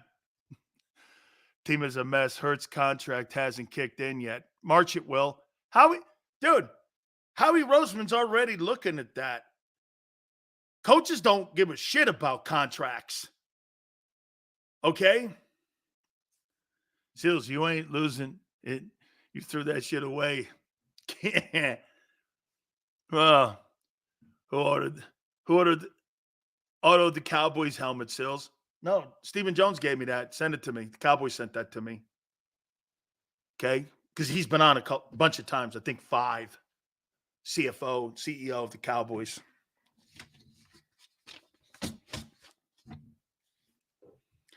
It's funny. I hear people saying, how do you fix it? Oh, by the way, Bailey, thank you for coming by. Or, no, I came by. That's right. KOP Hooters. There she is right up. There's my girl. Hey, Tone, There's Smoke Show Bailey, who was doing the show with Big Sills. This is what I love. Maddie showed up, and Bailey was there. She's like one of the iconic Hooter girls. Gary was cool. The whole people at KOP. Hey, by the way, Q, wasn't she awesome? Absolutely. She was absolutely fantastic. Look at this over here, right? Bailey, the Big Sills shirt. Eagle fans gave me this. Okay? Eagle fans gave Big Sills that. It's totally crazy. She was great. Huge Eagle fan, Philly girl. Okay? Think about this. You know, I'm a dead guy. I've been married 30 whatever years, right? So no girl has to worry about me. I'm done. I'm just over with, you know. I'm just done. So that's why they kind of go to Grandpa Sills, right? And so she's like, and I'm trying to help her out, this and that, you know. And she's like, whatever, guy. You know, but I go, what do you think happens? And she goes, well, I think the Eagles are going to win. And then I said this, no, these guys are going to win. Okay.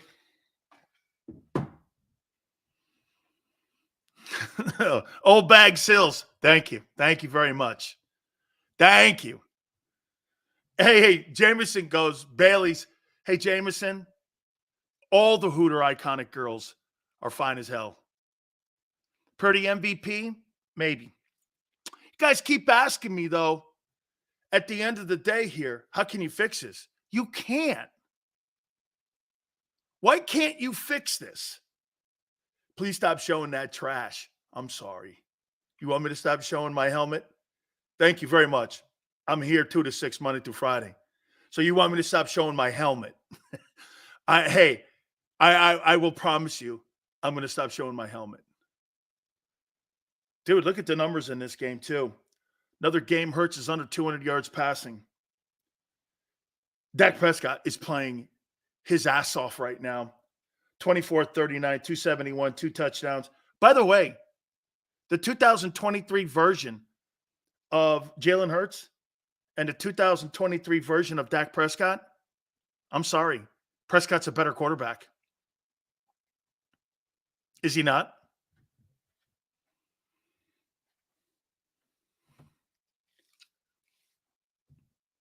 What? You want to see denial? You want to see delusional? Who's a better quarterback right now in the NFL, Jalen Hurts or Dak Prescott? Who's better? Huh? Help me out. Who's better? Hurts is not better. Dak! Oh. But it's nothing Dak. It's nothing Jalen did. You know it's bad when you got David Carr trolling us. Get this. Can I tell you this, though? Jalen, it's nothing Jalen did. Your organization did this. Your organization did this. They took a piece of what makes that guy great out of his game, and you turned him into a one-dimensional guy thinking you couldn't take. That would be like the Bills taking the ability for Josh Allen to run out of his game, or asking Purdy to be part of the rushing attack. Wouldn't make sense. Is it possible Nick let the 49ers and Cowboy games go as soon as he realized it was over, knowing he'd have to face those teams again later? Papa, as much as I want to give you that, no. Because now you've lost. Get this. Think about what you just said. Dude, you lost home field advantage. You're in the 5-hole. You're a wild card team today. Within a 2-week span, all of you guys that were telling me about 10-1, You wake up 2 weeks later and you're a wild card team. Week to week, NFL. Now you're a wild card. You're a wild card team within a matter of 14 days. How's that?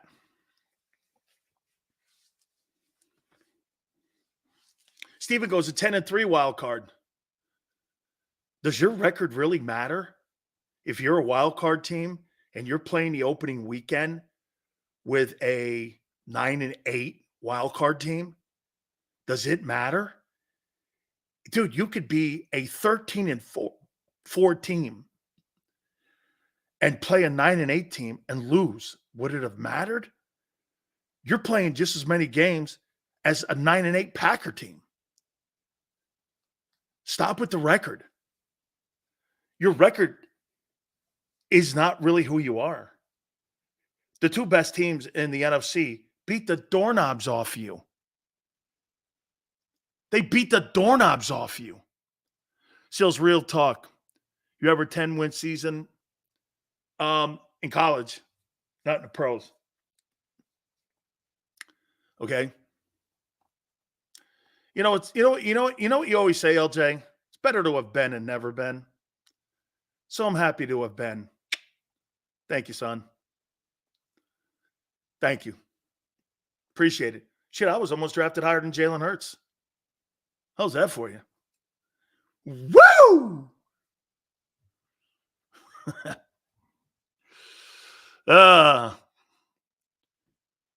You could.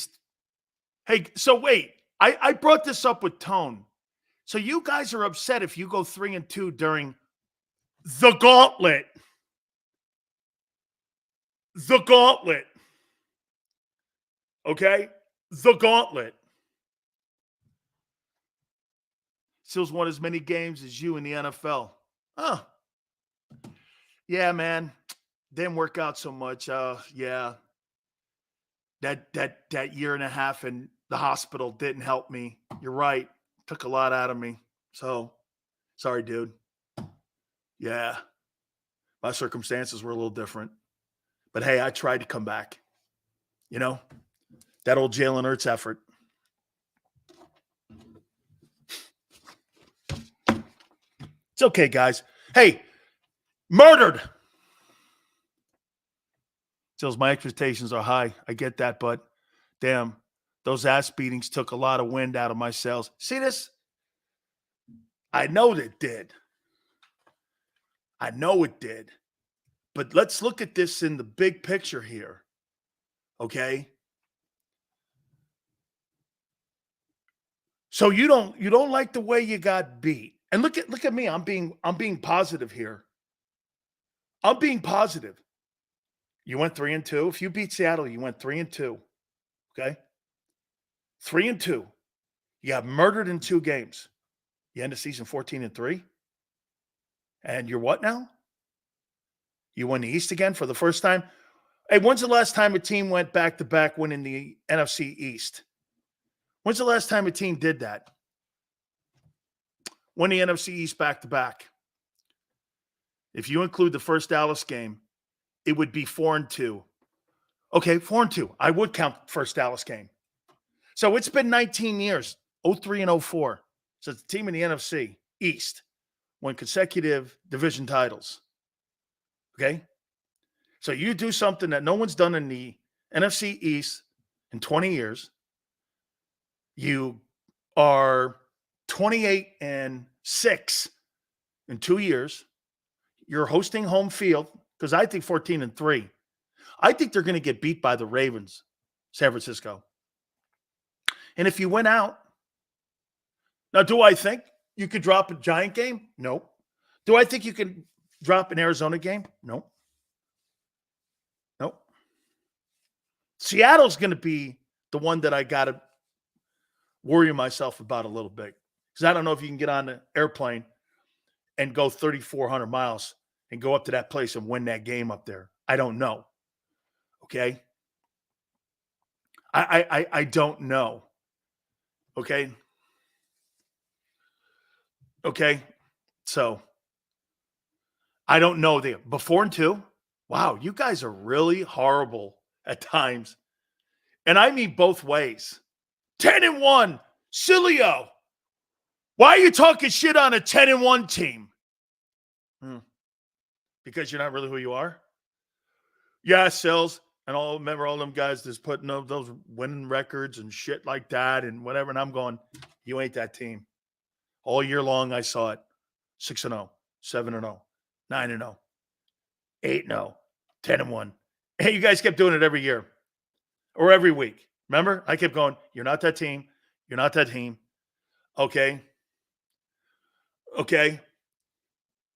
You're not that team. You're not that team. But here, this is for Tone and everyone else. Okay. You are not as good as, what's your best performance this year? Miami? You're not better than that, and you're not as bad as these last two games. So let me ask you this. What if San Francisco loses Trent Williams or Christian McCaffrey down the stretch here? What if Dallas loses CD? What if they lose Dak Prescott? You need to let this thing play out here. Now, it's great, Father, and it's great conversation today, and it's great. Let's hang in there. Okay?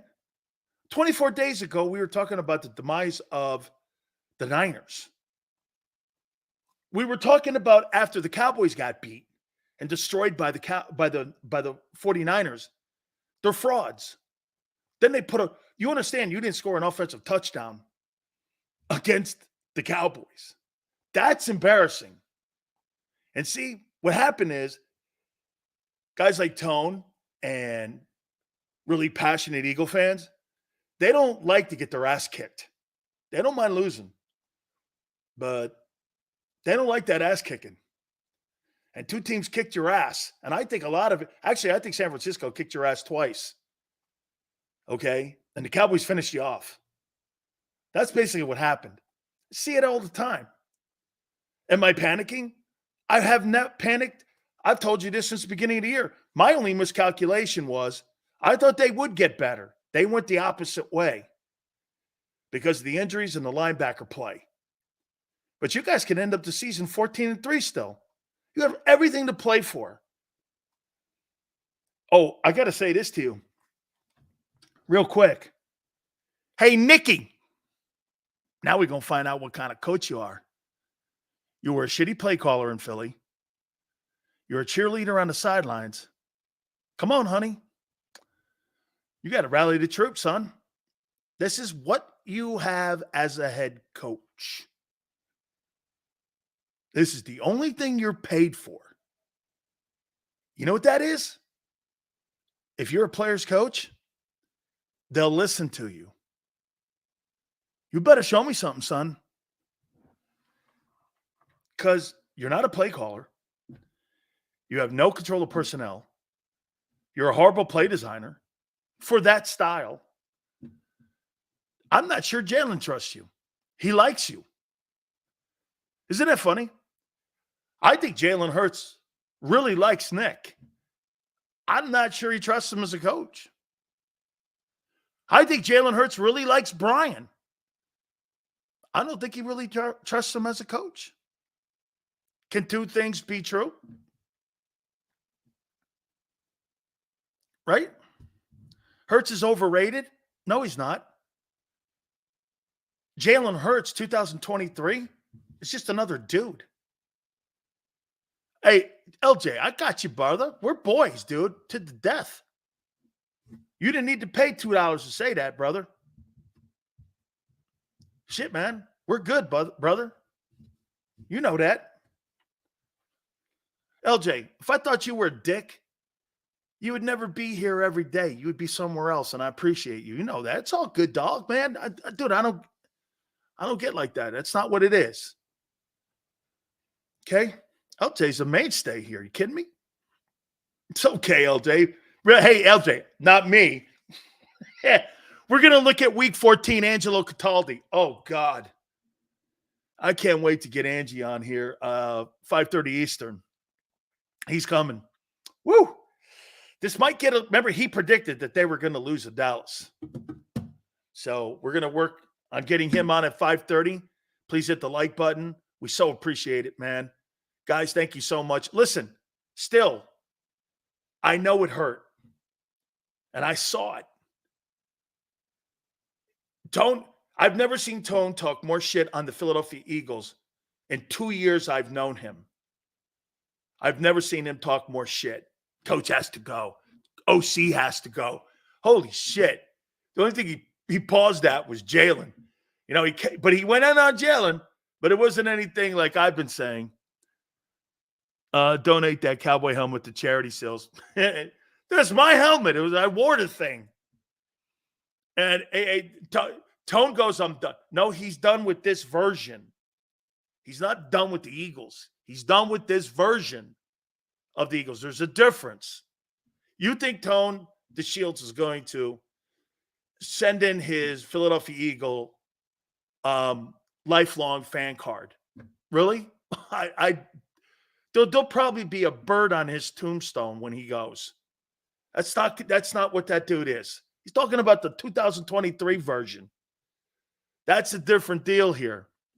Okay? Just like the Chip Kelly days. See, Tone has years like this. Watch this, Tone. Those great Andy Reid years and those great Doug years and Nick. Where's the Chip? Where's the Chip era? Excuse me? Where's the Chip Kelly era? You know, that's not on my timeline. We go from all the way up to then, you know, it starts at 2015. What about before 15? I don't remember what happened. I had amnesia. Okay. You know how you see it? You go like this: 2001, 2, 3, 4, 8, 9, 10, 11. What happened in those other years? I don't know. I don't remember what happened, man. I mean, I don't know. Maybe I was on vacation or some shit. That's right. Kevin goes, Chip who? All right. Hit the like button. Keep it here on the National Football Show. Eat chicken wings, buy Hooters things. Christmas is near. Shop, have a beer. Christmas shopping shouldn't be hard. Give your friends a Hooters gift card. This year, stuff their stockings and yours too with a one-size-fits-all gift card. Buy a $25 Hooters gift card and receive a $5 Santa's bonus card. Make it Hooters for the holidays. Eat chicken wings, buy Hooters things. Christmas is near. Gift cards are here. Good at Hooters everywhere now. Hooters gifts are always favored. Go for the pulls and the pools. Go for the oohs and the ahs. Go for the bubbles and the bubbly. Go for the story and the stories. Go for the win. Go to Ocean Casino Resort. Book your trip at theoceanac.com.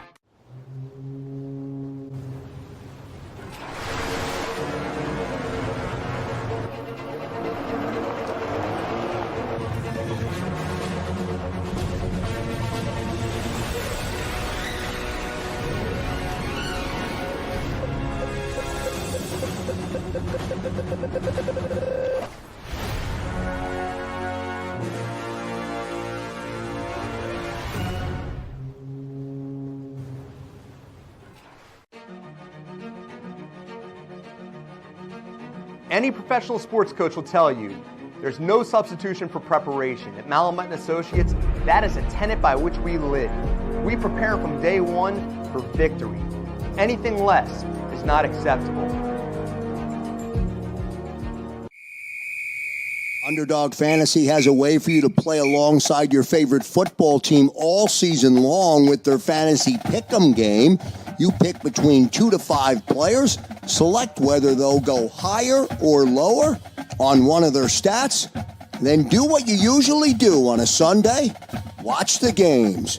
You can win up to 20 times your money in a single game by going 5 for 5. It's a fantasy game, and the Sports Betting Show wants you to get involved. Go to UnderdogFantasy.com. When you sign up, use the promo code WIN, and Underdog will double your first deposit up to $100. That's UnderdogFantasy.com. Use the promo code WIN.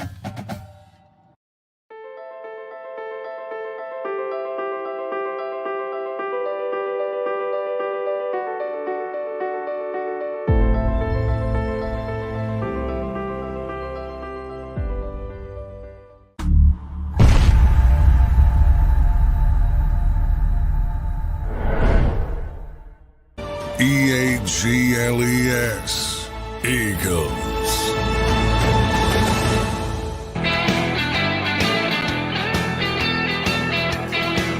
Big no! Power Hour.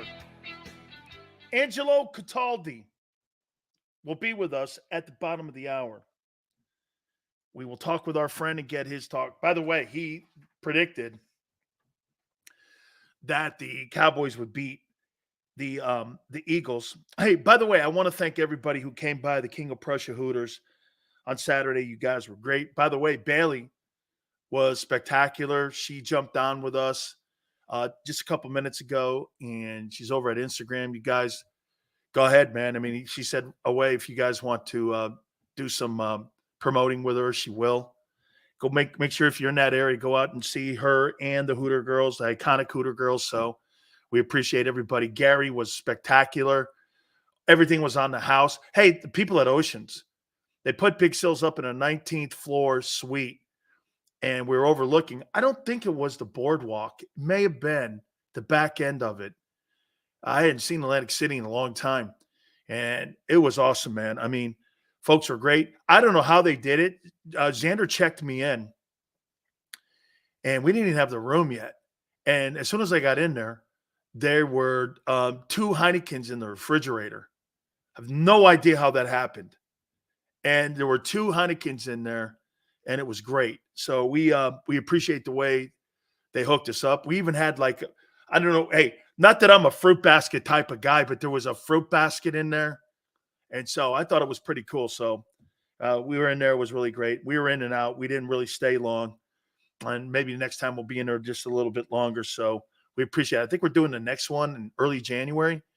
So we'll be there at the King of Prussia one again. And we hope more of you will come up and come out there for us. All right. Let's reset here, and then we'll talk about week 14 of the NFL too a little bit before Angelo comes on. I have zero faith in your defense. Zero. Okay? The numbers are just, dude, it's the worst defense on third down. You just don't trust them. And 2 beatings in a row. I think San Francisco had a lot to do with this. I mean, as I said earlier, where do you start?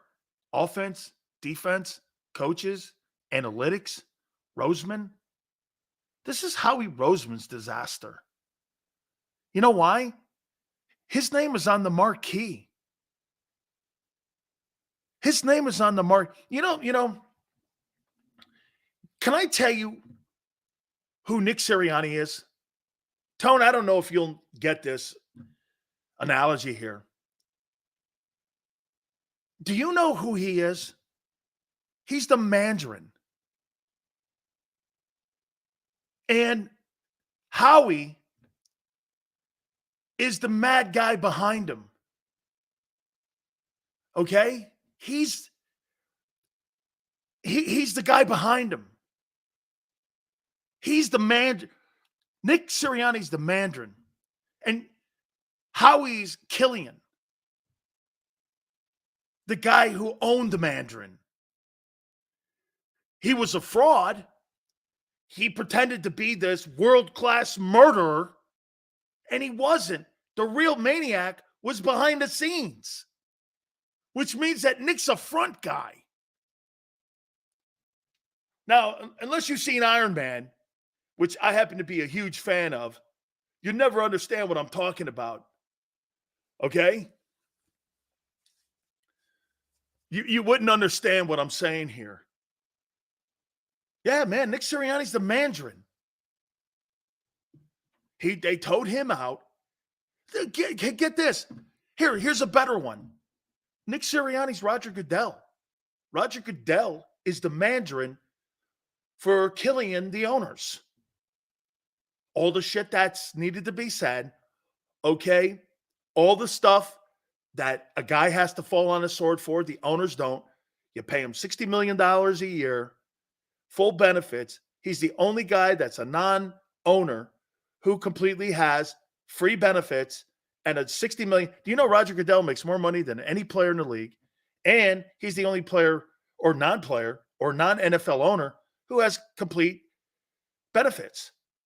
Every NFL player doesn't have automatic benefits. He's the only man who doesn't own a team, and he's the highest paid non-owner. He makes more money than any player. He's the Mandarin.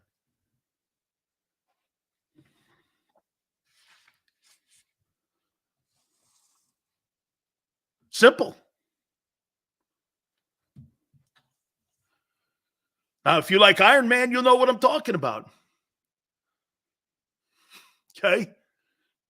Sirianni runs a ravioli shop and is failing. I like raviolis, man. Iron Man 3 was great sales. Thank you, man. I love Iron Man. I love that. I love anything. You know, I love Marvel. I'm a huge Marvel guy.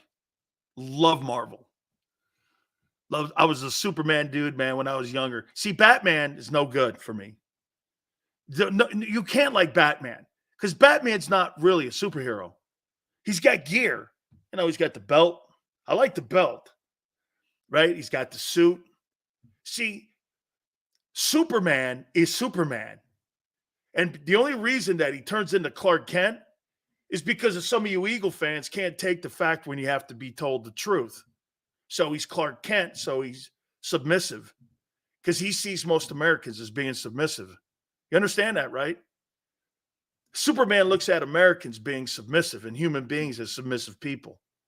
So that's why he has to have Clark Kent and the alter ego so that you'll be able to deal with him better. So you'll be able to adapt with him because he looks at you as a wimp. Superman doesn't look at you as being a tough guy. He looks at you as a wimp. Okay? He does. That's why he's got Clark Kent, the mild-mannered reporter, and he's always bending over for his boss, and he's always like, you know, yes man and people. Maybe like Nick. Nick's Clark Kent. I never thought of that. Clark Kent is Nick Sirianni. Nick Sirianni's Clark Kent. Okay? I don't know. Seems to fit. Nick is Fredo? Oh, man. Holy cow. So you're going to pull a Cuomo and call him Fredo Cuomo. Wait a minute. Sirianni, man. Wait, Fredo Sirianni. Oh, my God. Hey, Anthony. The father wants to take you on a plane flight to Reno. You're going out fishing. Okay. All right. Fredo. That's who Sirianni is. Fredo Sirianni. Shit. He's such a cheerleader. Hey, by the way, your analytics people are destroying your football team. It's time to really tell it like it is. My God almighty. You're not good. Dude, Howie Roseman, there's not a chance in hell Howie Roseman is responsible for that Super Bowl. There is no way. I disagree with that, and I will never give him credit for that Super Bowl. No way. Wasn't Foles a Jeffrey Lurie pick? Why does that come out of nowhere in my brain just now? Didn't the owner want Nick? Wasn't that a Nick pick? I mean, I will. That was all. Hey, That Super Bowl was all Doug. Okay? That Super Bowl was all Doug. All Doug. No, hey, obsessed with Howie? Well, LJ, you got to be obsessed with Howie. This is his show. This is his shit show. And get this, people go, but Sills, they're 10-3. Oh, I know. Keep drinking the Kool-Aid. That's the Kool-Aid Seth's talking about. You can hide behind the Eagles can hide behind the NFC, but they can't hide who they are. Do you understand that? I've been telling you this all year since week 3.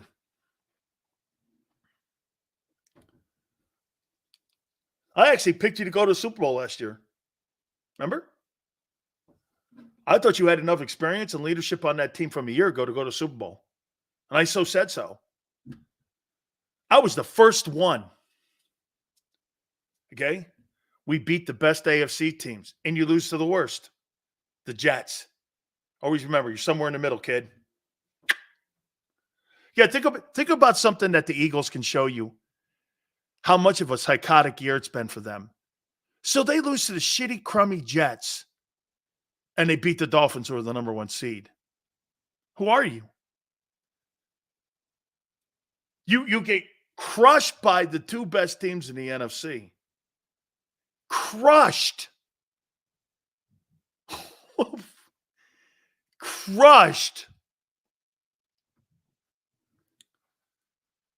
Okay? So how are we hiding in the NFC? Because you really don't have anybody in the NFC outside of San Francisco and Dallas. There's no threat to you in there. Who? Minnesota? Green Bay? Okay. Detroit? Okay. Who else? Seattle? Okay. Let me guess. The Giants? Think about what you got in the East. You got the Commanders and you got the Giants. You automatically have 4 wins. And you're going to split with the Cowboys. You have an automatic 5 wins in that shit division. Just in your own. I'd just like to be in the AFC North. See, teams don't have complete teams in the AFC. You know why they don't have complete teams? Got to pay the quarterback. You know what, too? Remember last year I told you that you guys had an easy schedule? Isn't it funny? You guys go through a gauntlet of teams. You come out 3-2. Barely above 500. Not 4-2. Because I do want to count the Cowboys. But if you lose to Seattle, you're 4-3.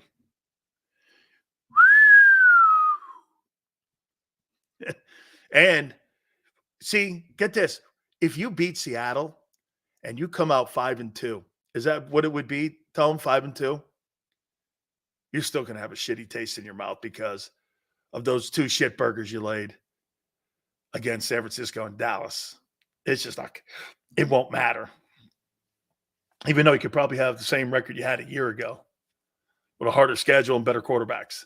And you still won't see what's in front of you. Eagles beat the Chiefs, Dolphins, and Bills, and were blasted by the 2 best teams. Okay, and you lost to the Jets. Jets. Well, Zach, he was good yesterday. Okay, I guess so. Bro, you're the 3rd best team in the NFL. No, wait, you're the 3rd best team in the NFC right now, today. How are you getting a Super Bowl? They only pick 1 team from the NFC. Let's take a look at that. Playoffs right now. Let's see who you play. Because now you're a wild card. Now you're a wild card. So the Niners get the bye, deservingly so. Ravens in the AFC get the bye. So the Cowboys play the Packers.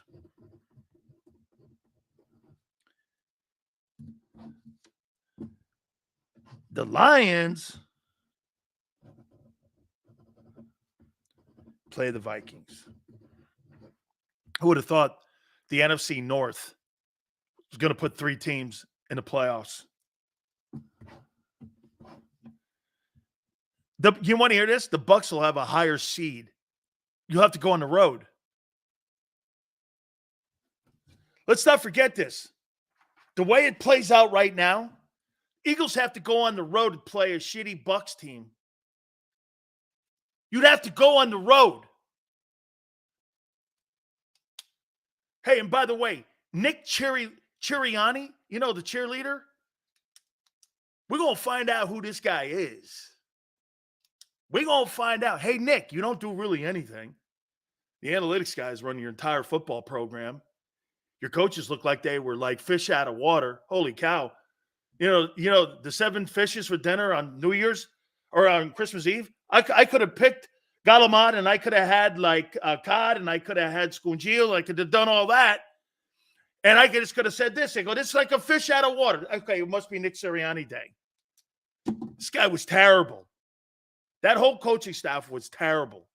They were annihilated and exposed, in my opinion. This is Howie Roseman's 100% mistake. It's Christmas time. By the way, I want to say this to you. I was in King of Prussia.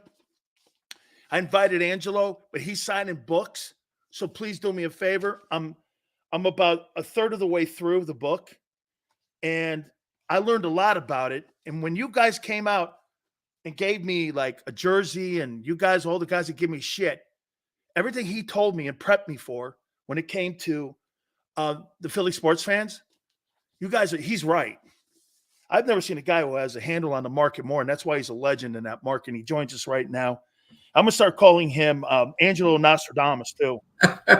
No, hold on a minute. I once was called that, but because of my nose, it's Nostradamus.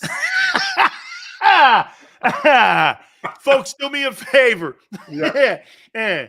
Go to Amazon, order the book. It's a great read for Christmas, especially the folks in Philly. Listen, and I'll tell you this, I would recommend this book to communications department, because you know what? Sometimes I would say this to you.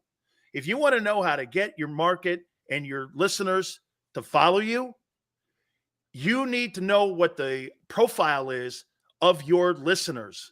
This is a profile book of the Philadelphia sports fan. And if I was a broadcaster, I would apply that to Buffalo, Boston, everywhere in the country. Because how I'm reading it, Angelo profiled all of you. Wow. And he gave you an identity. And I mean, Angelo, that's my takeaway. Thank you. That was the intention. You're waving around a hardcover. They are back ordered now, but you can order a paperback and get it immediately at Amazon. Or you can go to my website, angelocatelli.com, and we'll send you out a hardback, inscripted, and I'll write whatever you want. Listen, I promised you last week I would come on, but I didn't want to. See, I assumed deep down I was begging the Eagles to do more than what they did yesterday. But this is an accident that you could see from a mile away. Danny, they have sucked defensively for a long time. You know, there were pickets, there were signs outside the complex at NovaCare today to fire Dan Sileo. The new guy, Desi. John Desai. Yeah, Desai. They wanted Desai to go. And I don't know if it's him. I think it's above him. I think he's just basically doing what he's told. I think the whole staff, as you were saying, we'll see what Sirianni is made of. I think he's doing what they're telling him to. I think that the coach is Jeff Lurie and Howie Roseman. Angelo, I want to stop you there. And by the way, there have been pickets out front of many radio companies to fire Dan Sileo before for some of the things that I've said. Yeah. So, I mean, you're not that far off base. But I did something last week. And, Angelo, what I'm going to do is I'm going to send you this because I sent it to Seth Joyner last week, and I almost made his jaw drop when I sent this to him. I was on the air last week, and what I did was I was texting Frank and I asked him something about the analytics department. And I said, when you're game planning each week on how you guys prepare, how does that work? He goes, well, the analytics guys give us all the intel and all the trends of a particular team. Then it's up to the coaching staff to take that intel and put a game plan together. Then we all come together. And I'm doing this on the air. And Seth goes like this. So the analytics department is part of the game plan? Yeah, that means they're part of the personnel. That means they're part of not the play call. That's why it looks so chaotic and there's not a human element to it. And then this is when Seth said, now I know why Doug kicked the can down the road. I mean, you see it right in front of you here. This is Howie Roseman's show.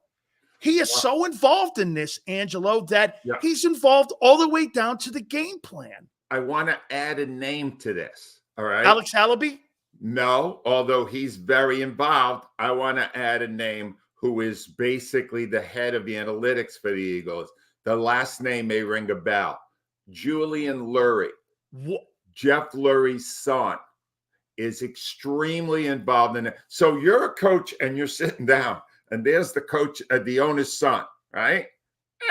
I'm thinking you're not going to tell the kid to go pound it. You know what I'm saying? You're not. I think you're going to have to take into consideration.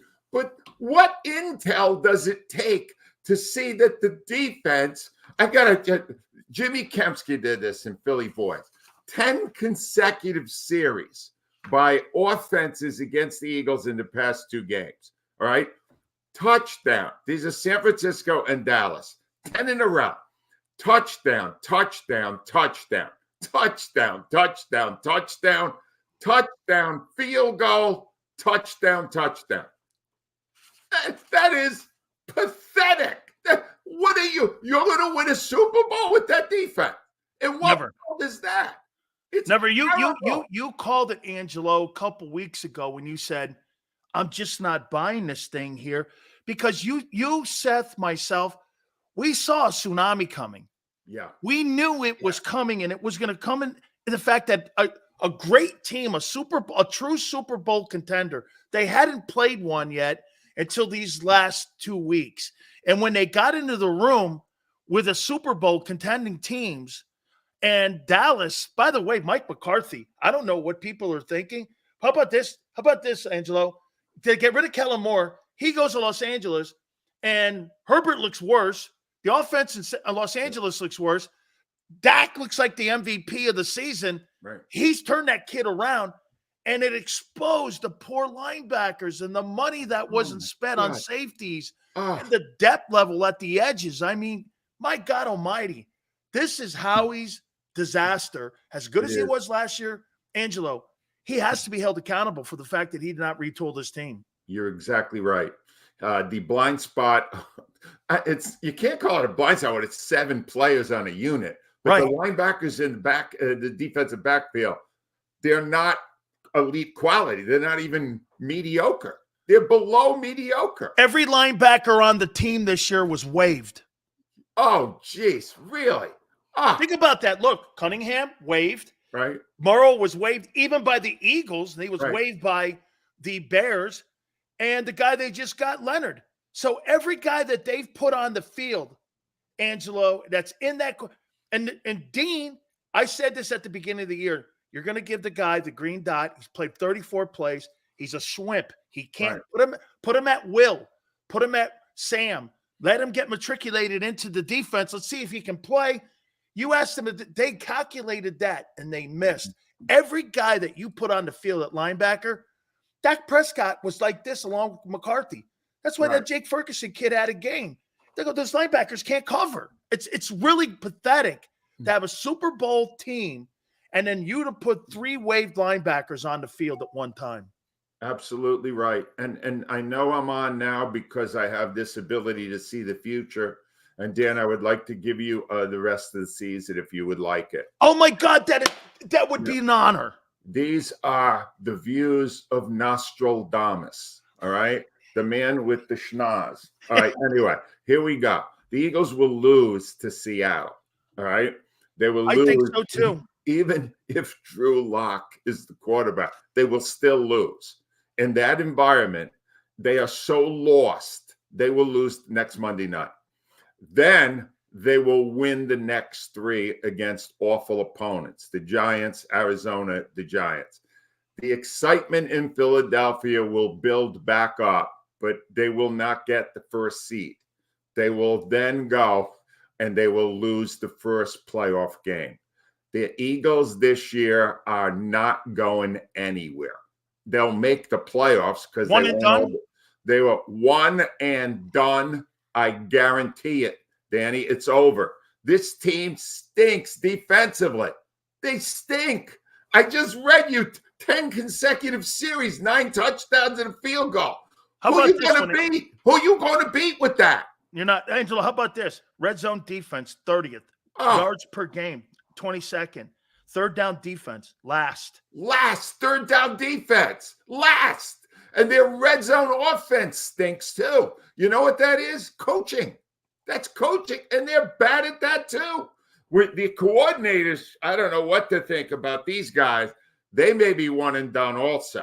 Right? I think I've been screaming for Brian Johnson to be replaced for over a month because I mean it's just I just don't see it. But then I started thinking after I got that Frank Reich tie a text, I went like this: maybe he's being told. Oh, he is. But even that, even when they're told, they're the fall guys. Like, yes, it won't matter. They'll still be the ones that are gotten rid of, even though they were told, don't blitz, don't be aggressive, play back. All that. It won't matter. They will have to have a fall guy when this ends. But you got more serious problems. Why would you take a team that almost won the Super Bowl and add coordinators who really have no track record of success in that position? You could have gotten good, experienced people there. And you know why you wouldn't? Because the owner doesn't want anybody telling him what to do. Let me ask you this. Same story. Angelo, how about this? What do you think the major priority is with the Eagles? Control or winning a Lombardi? Wow. Control. But I think they believe that you can have the control and win. All right. So you got snowed over that 17 Super Bowl, and that equity got built up with Howie because he won that thing. That was Doug. That's Doug. Yeah, it was a fluke that they won that year. It really was. You don't win with a backup quarterback against the greatest quarterback of all time and the greatest coach. You don't. They won. God, it was the greatest thing that ever happened to most of us as fans. But don't delude yourself into thinking that this is some brilliant front office that will find solutions to the problems. They're not even sure they have a problem. Right? What you're going to get this week is a narrative. Stop panicking. We're fine. But we watched the games. You're not fine. You weren't fine when you were 10-1. I went on San Francisco radio, and understand this, Dan. I don't know squat. All right, I'm a loudmouth talk show host. And I went on San Francisco radio before the Niners game, and I said, the Philadelphia Eagles are the worst 10-1 team in the history of the NFL. And I'm positive they still stink. And they're going to lose Monday night. And then there's going to be panic. And then the schedule will rescue them for a few weeks before they sink into oblivion. One and done. The Nostradamus has spoken. Angelo, a couple last questions here for you. Let me do this on Jalen Hurts here. Here's my problem with, and I said this earlier, that is not a $50 million quarterback. Last year is a $50 million quarterback. Yeah. Now that you've taken the RPO out and you're asking him to do that, that ain't the guy I'm looking at to run my offense. Now, if you want the analytic guys to take that RPO part, he was a weapon last year, Angelo. You're right. They've kind of neutered him. You're right. And it's the RPO. The RPO worked for him because they didn't know which guy was going to have the ball. Why did they stop that? New coordinator? Is that they what got afraid because he's making so much that he would get hurt? You know, hey, Angelo, Boomer Esiason said this about that kind of salary. He goes, you know what? The player's going to have to learn how to play with that kind of money. And I added to Boomer, I said, Boomer, I think the organization has to learn how to play him also, because if you're going to neuter him and take a part of his game, Angelo, it's like hiring a talk show host and adding a segment or adding and trying to change a show, and you're sitting there going, that's not why you hired me. You hired me because I'm the tree and the rest of that stuff is Christmas balls. You're okay, right. remember that. The Christmas balls don't make the show move. You're the right. tree is the one that has the foundation. And these PDs and these other people believe that the Christmas balls, which they hang on, make the show. Well, that's not what it is. And that's kind of what they've done to Jalen a bit. Yeah. I still think he's terrific, but he's not playing like it right now. He's not. He's I think they're holding him back. Most of the because you said this, Angelo. Look, before. you go like this. You hire a guy who's never been a coordinator. That's you have a analytic big problem. guys. That's a big problem. That I'm going to repeat what I said last week when Mike Quick was doing the Niners game, and he said the offensive plays that worked most effectively were improvisational play. That basically they were not the plays that were called. I think they got a big issue, and those coordinators now, as of today, they are now under fire. Now we're watching them, and we're worried about whether or not they know what the hell they're doing. How about this, Angelo? Last question for you. I made a prediction early on this program, and I'll expand on why I went here. I said by next year this time, if this team hasn't showed more improvement, you're going to add Nick Sirianni to the hot seat. And I said this, the reason is fired Reed, fired Doug. They have no problem. I'm looking for fall guys. Yes. It'll probably go in succession. Johnson, Desai. And it would be like the Nixon administration, Angelo. They'll go through the whole administration before they get to the big kahuna. And I think Nick Sirianni, his record's not going to save him because that's not how they run that team. That's absolutely perfect read. You should not be doing this job, Dan. You should be running the government.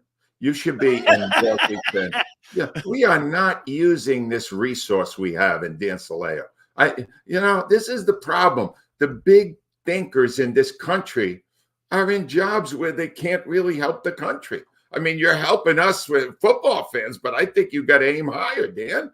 Save us. Save us all. Hey, well, see, you think you got only one of them noses here. We're both from the same boot. You know what I mean? You know what? We're kind of the same boot. We're not that far. We're kind of close to being paisan. Sirianni's a Northern Italian. You always remember he's more of a Frenchman. So me and you are more paisans here. You know what I'm saying? Exactly.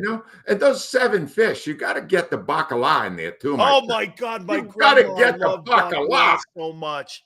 Holy cow, I miss the East Coast so much. My God. See, we did this, Angelo, on Christmas Eve. We would have stuffed artichokes. Yeah. We would have bacala. We would have lobster stuffed. We would have scungio. My grandpa and I love scungios. Yeah. And we would have galamad. Okay. Oh. And we'd have, of course, my grandma make the whole spaghetti. Then we make gabardines. Oh, yeah. What about the smelts? The little fried little fish? Yeah. My father loved those. My father even ate eels. No. I used because my grandpa was a fisherman and I worked with him, and those eels had those big fangs on them. I'm in the boat with my grandpa. I used to be so afraid of those things. They were snakes. My grandfather, he goes, come over here. Let me show you some cannolis. Cut the head off, throw the thing in, and I'm like, oh God. This guy was I was like, oh my God. We used to have massacres on my grandpa's boat. Come over here. Man, that's nasty. Well, I hope I'm wrong there, but once again, I think we're going to have a rough you week said next week too. I really do. I think this team you can't win without a good defense, and they have a bad defense. Hey, Angelo, so I can count on you next Monday, 5:30? Why don't we do Tuesday after they lose? Okay, Tuesday after they lose. All right. Because that's right. It's Monday. Monday night. Yeah. Tuesday at 5:30. Right. Folks, let me tell you something. Buy it. Paperback Amazon right now, $18 for tons of wisdom. Wait a minute. I'm going to tell you one thing he does wrong, folks. Gives that autograph away for nothing. Yeah. Big Sills doesn't do that. Let me tell you something. I'll give you that autograph, and I'll even put on it. There were more requests today for Bleep Dallas. I felt bad doing it. They won. Hey, you know what? Hey, let me tell you, Easy E, who was with NWA, said this. They were breaking his records, and they were burning them. And you know what he said? I don't care. They paid for it. Yeah. You know, that's my theory. If you're willing to pay, you get what you want. The customer's always right. Absolutely. Angelo, you have taught me so much about the Philly sports fan. And get this, you put me in the right direction of how this thing is run with all the meddling that's going on. I mean, Howie Roseman, in my opinion, is the Jerry Jones of general managers. He's just he has to have his foot in everything. And I see now the problem. I mean, look at how he has control of the personnel, game day philosophy, plays that should be run on 3rd and 4. It's really quite remarkable. And I thank you again. We'll catch you next week. God bless, man. And I appreciate you being our friend. Thank you so much, Angelo. My pleasure, Dan. Thank you. Have a great week. And let's hope I'm wrong this time. See you. I know. And get this, folks. And I know he hopes that. I do. Oh, no, I hope. You know how many times I was wrong in 33 years? I lost count. Yeah. Wait. Hear what he just said, folks? It's a subtle reminder. Over 33 years, do you realize how many times I was wrong? That's like me saying this. I've been in broadcasting for 33 years, and I have sucked for 33. Yeah. And they kept me around. How amazing is that? Thank you, Angelo. See you next week, my friend. See you next week, Dan. Thank you, buddy. That is our good friend, Angelo Cataldi. And make sure you get his book, too, man. I love the guy. Huh? Explain something to me here. How do all your legendary Howard Eskin would come on, but WIP won't let him? You know that? WIP won't let him come on because they're afraid of you. Okay? They're afraid of you. Hit the like button. Keep it International Football Show. Eat chicken wings, buy Hooters things. Christmas is near, shop, have a beer. Christmas shopping shouldn't be hard. Give your friends a Hooters gift card. This year, stuff their stockings and yours too with a one-size-fits-all gift card. Buy a $25 Hooters gift card and receive a $5 Santa's bonus card. Make it Hooters for the holidays. Eat chicken wings, buy Hooters things. Christmas is near, gift cards are here. Good at Hooters everywhere now. Hooters gifts are always favored. Go for the pulls and the pools. Go for the oohs and the ahs. Go for the bubbles and the bubbly. Go for the story and the stories. Go for the win. Go to Ocean Casino Resort. Book your trip at theoceanac.com.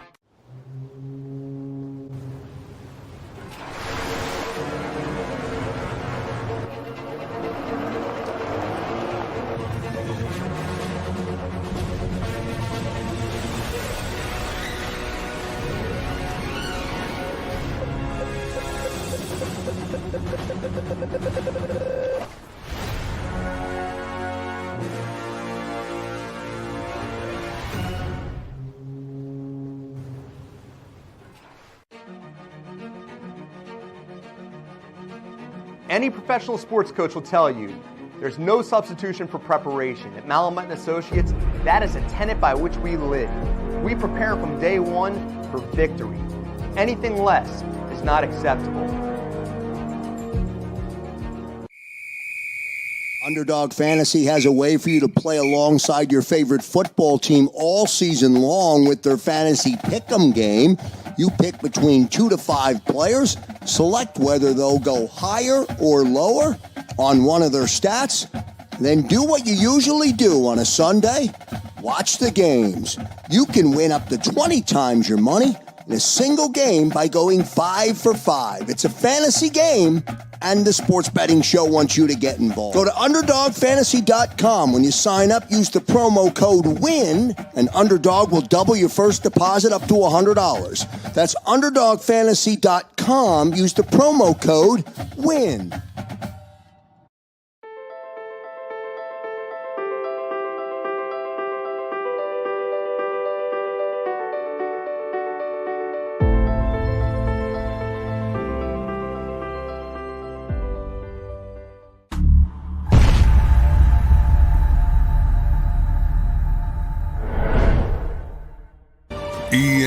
EAGLES, Eagles.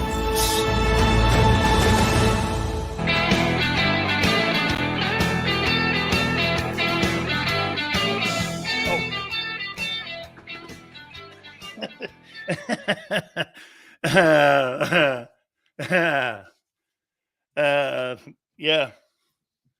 KC goes, WIP is controlled by Loria. So true. So true. Oh my God. You have no idea. So true. It's all good, man. Hey, we had such a great time in Philly on Saturday. Really good time. Guys were great. Thank you so much, man. What's that? See, wish I played for the Cowboys. What a legacy franchise. You know what, though, dude? I just was glad I was in the NFL. I didn't really care about what team it was. That didn't really. That was I look at every NFL team as a privilege. Whether you play in Green Bay, Detroit, or if you play in Tampa. I don't look at it like that. I was just glad to play. And a small NFL time I spent, I was just glad to be part of it. I didn't look at the Cowboys as any better than that, or Kansas City or the Rams. I just didn't. I don't know why people do that. They look at the Cowboys, and I'm not saying Eagle fans do. You guys, okay? Okay. Rob Ellis didn't want to address Super Chat. That's not fair to radio guys. Okay? That's not fair. Trust me, guys. If I had to do many things over again, too, I would conduct myself a little differently, too. Hey, I got bills to pay, people to. I'm not saying Rob gives you false information. That's not what I'm saying at all. No way. He's smarter than me. Rob is smarter than me as a broadcaster. Totally. Yeah, I wouldn't want Tone to follow my path. Absolutely not. I wouldn't want anybody to follow my path. My path has gone over the edge. I've cost myself gigs. I would never. You know, I had people showing up saying that, hey, you're my idol. And Maddie, I love you. It was really great. She's a broadcast major at Penn State. And she wants to get into business. And I told her, I go, hey, listen, I'll give you advice on what not to do. Okay? Oh, Ray, I enjoyed it. You know why, Ray? Almost all the people that give me shit showed up. Okay? Did you get a cheesesteak? Tone, I didn't. I'm going back. I knew Tone was going to ask me. And I did not do it, man. I was running around. I had zero time. I almost made – I know, Tone. I almost made Xander pull over, but we went from KOP, Tone, to Atlantic City. And it was like that. And it was just – there was really not a lot of time. Okay? Right? Angelo Cataldi should read his book on Audible. Would be great to listen to his stories about him. Oh my God, that's a great take. Maybe he will do it in audio. Yeah. Okay, listen, at 60, Dan, we can do it our way. Thank you, Ray. Well, no, this platform, I know what Angelo was getting to. He texts me, he goes, I didn't mean the government. I meant radio. And I said, man, guy like me, man, I scare too many folk. I scared too many folks. He goes, well, don't you think I did? I go, yeah, well, that's why you do my show now on Mondays. Let me go through week 14 here real quick. Okay. I was pretty shocked, man. The Seahawks and 49ers. Seahawks kind of hung in there for a little bit, didn't they? Okay, even with a backup quarterback, right? They kind of hung in there. 28-16. San Francisco is 10-3, and now they're the number 1 seed in the NFC. Purdy had 368 yards, 2 touchdowns. He's playing MVP football. Okay? Seals, how does it feel to cover the 2022 Vikings? I did. Me covering Minnesota. East Coast guys don't cover Minnesota. Bills and Chiefs. Josh Allen gets it done, goes into Kansas City. And by the way, the little guy crying, 15. The little guy was crying. I was a little disappointed in the little guy. You see the little guy sucking on his binky at the press conference? Had the little bink in his mouth, little Chief bink. Hey, by the way, Taylor Swift in the stands. Kelsey's throwing backwards passes, and this guy's playing like he's playing with the Harlem Globetrotters. That chick don't show up. This guy's a tool. I mean, holy cow. Hey, Tone, I thought Kelsey was playing for the Globetrotters. I was like, whoa, look at this guy, man. This guy did a complete, and not to use the metaphor, reach around and got that ball over there, man. I was like, look at this guy, man. He must be a contortionist or something. I don't know what I mean by that, but it looks like a contortionist. Still wasn't enough. 2017, Buffalo keeps hanging in there. Broncos and Chargers. Holy shit, does Kellen Moore suck. How's that guy still coaching? Brandon Staley, 24/7. Broncos hanging in there. Wilson had 2 touchdowns, and I think he had 224 in the football game. Saints take care of the Panthers, 28-6. Carr, 2 TDs, 6 and 7. Bears upset the Lions. First time the coach and Fields had 2 wins in a row. Good for him, man. The Lions fall to 9-4. The Jets destroy the Texans. That's a tough loss. Stroud left the game, had 91 yards. Is this right? The MILF Hunter had 301 and 2 TDs? This can't be right. This is a misprint, right? This is a misprint, right? I can't believe it. Wilson at 301. Bengals beat the Colts. Who's this guy, Jake Browning? 275 and 2. Browns upset the Jags. That's a tough loss. Flacco, 311 and 3 touchdowns. Ravens walk off. Punt return, 10-3, 37-31. Jackson, 317 and 3 TDs. Bucks beat the Falcons, take over first place in the NFC South. TB is now 6-7. Whitehead, 25 carries for 102. All right, tonight, Packers and Giants. Oh, God, the Giants. Watching the Giants is like watching Lehigh. I'm going to take the Packers, I guess. And I'll go Packers. Hey, wait a minute. I'll take that back. Watching the Giants is like watching Temple. Sorry, Rob. Sorry, Tone. Titans and Dolphins. I'm going to take the Dolphins in this game. They're going down to South Florida, so all good. I appreciate everybody coming aboard. Thank you very much. Guys were wonderful. Do me a favor. Please hit the like button. And Xander, Big Joe, to all of you that showed up at King of Prussia, thank you again. Tone is very disappointed in me that I didn't get a cheesesteak, so I completely get it. He kicked ass today. And by the way, I've never heard Tone so angry than I have today. I mean, he was fire. Tone was this. Fire the whole dang thing. Clean house. I don't want – I was like, Jesus criminy, man. The only guy he kind of paused on, he still killed him, was Jalen, but everyone else has to go. And I was like, wow, man. There's some really pissed off people in Philly. So, again, 2 to 6 tomorrow. We really appreciate it. Tone, love you, man. You killed it again. Thank you so much. Look at that. Hey, look at that code word, man. Dude, that's a self-inflicted code word. You understand that, okay? All right. We'll see you on the flip side. Eat chicken wings, buy Hooters things. Christmas is near, shop, have a beer. Christmas shopping shouldn't be hard. Give your friends a Hooters gift card. This year, stuff their stockings and yours too with a one-size-fits-all gift card. Buy a $25 Hooters gift card and receive a $5 Santa's bonus card. Make it Hooters for the holidays.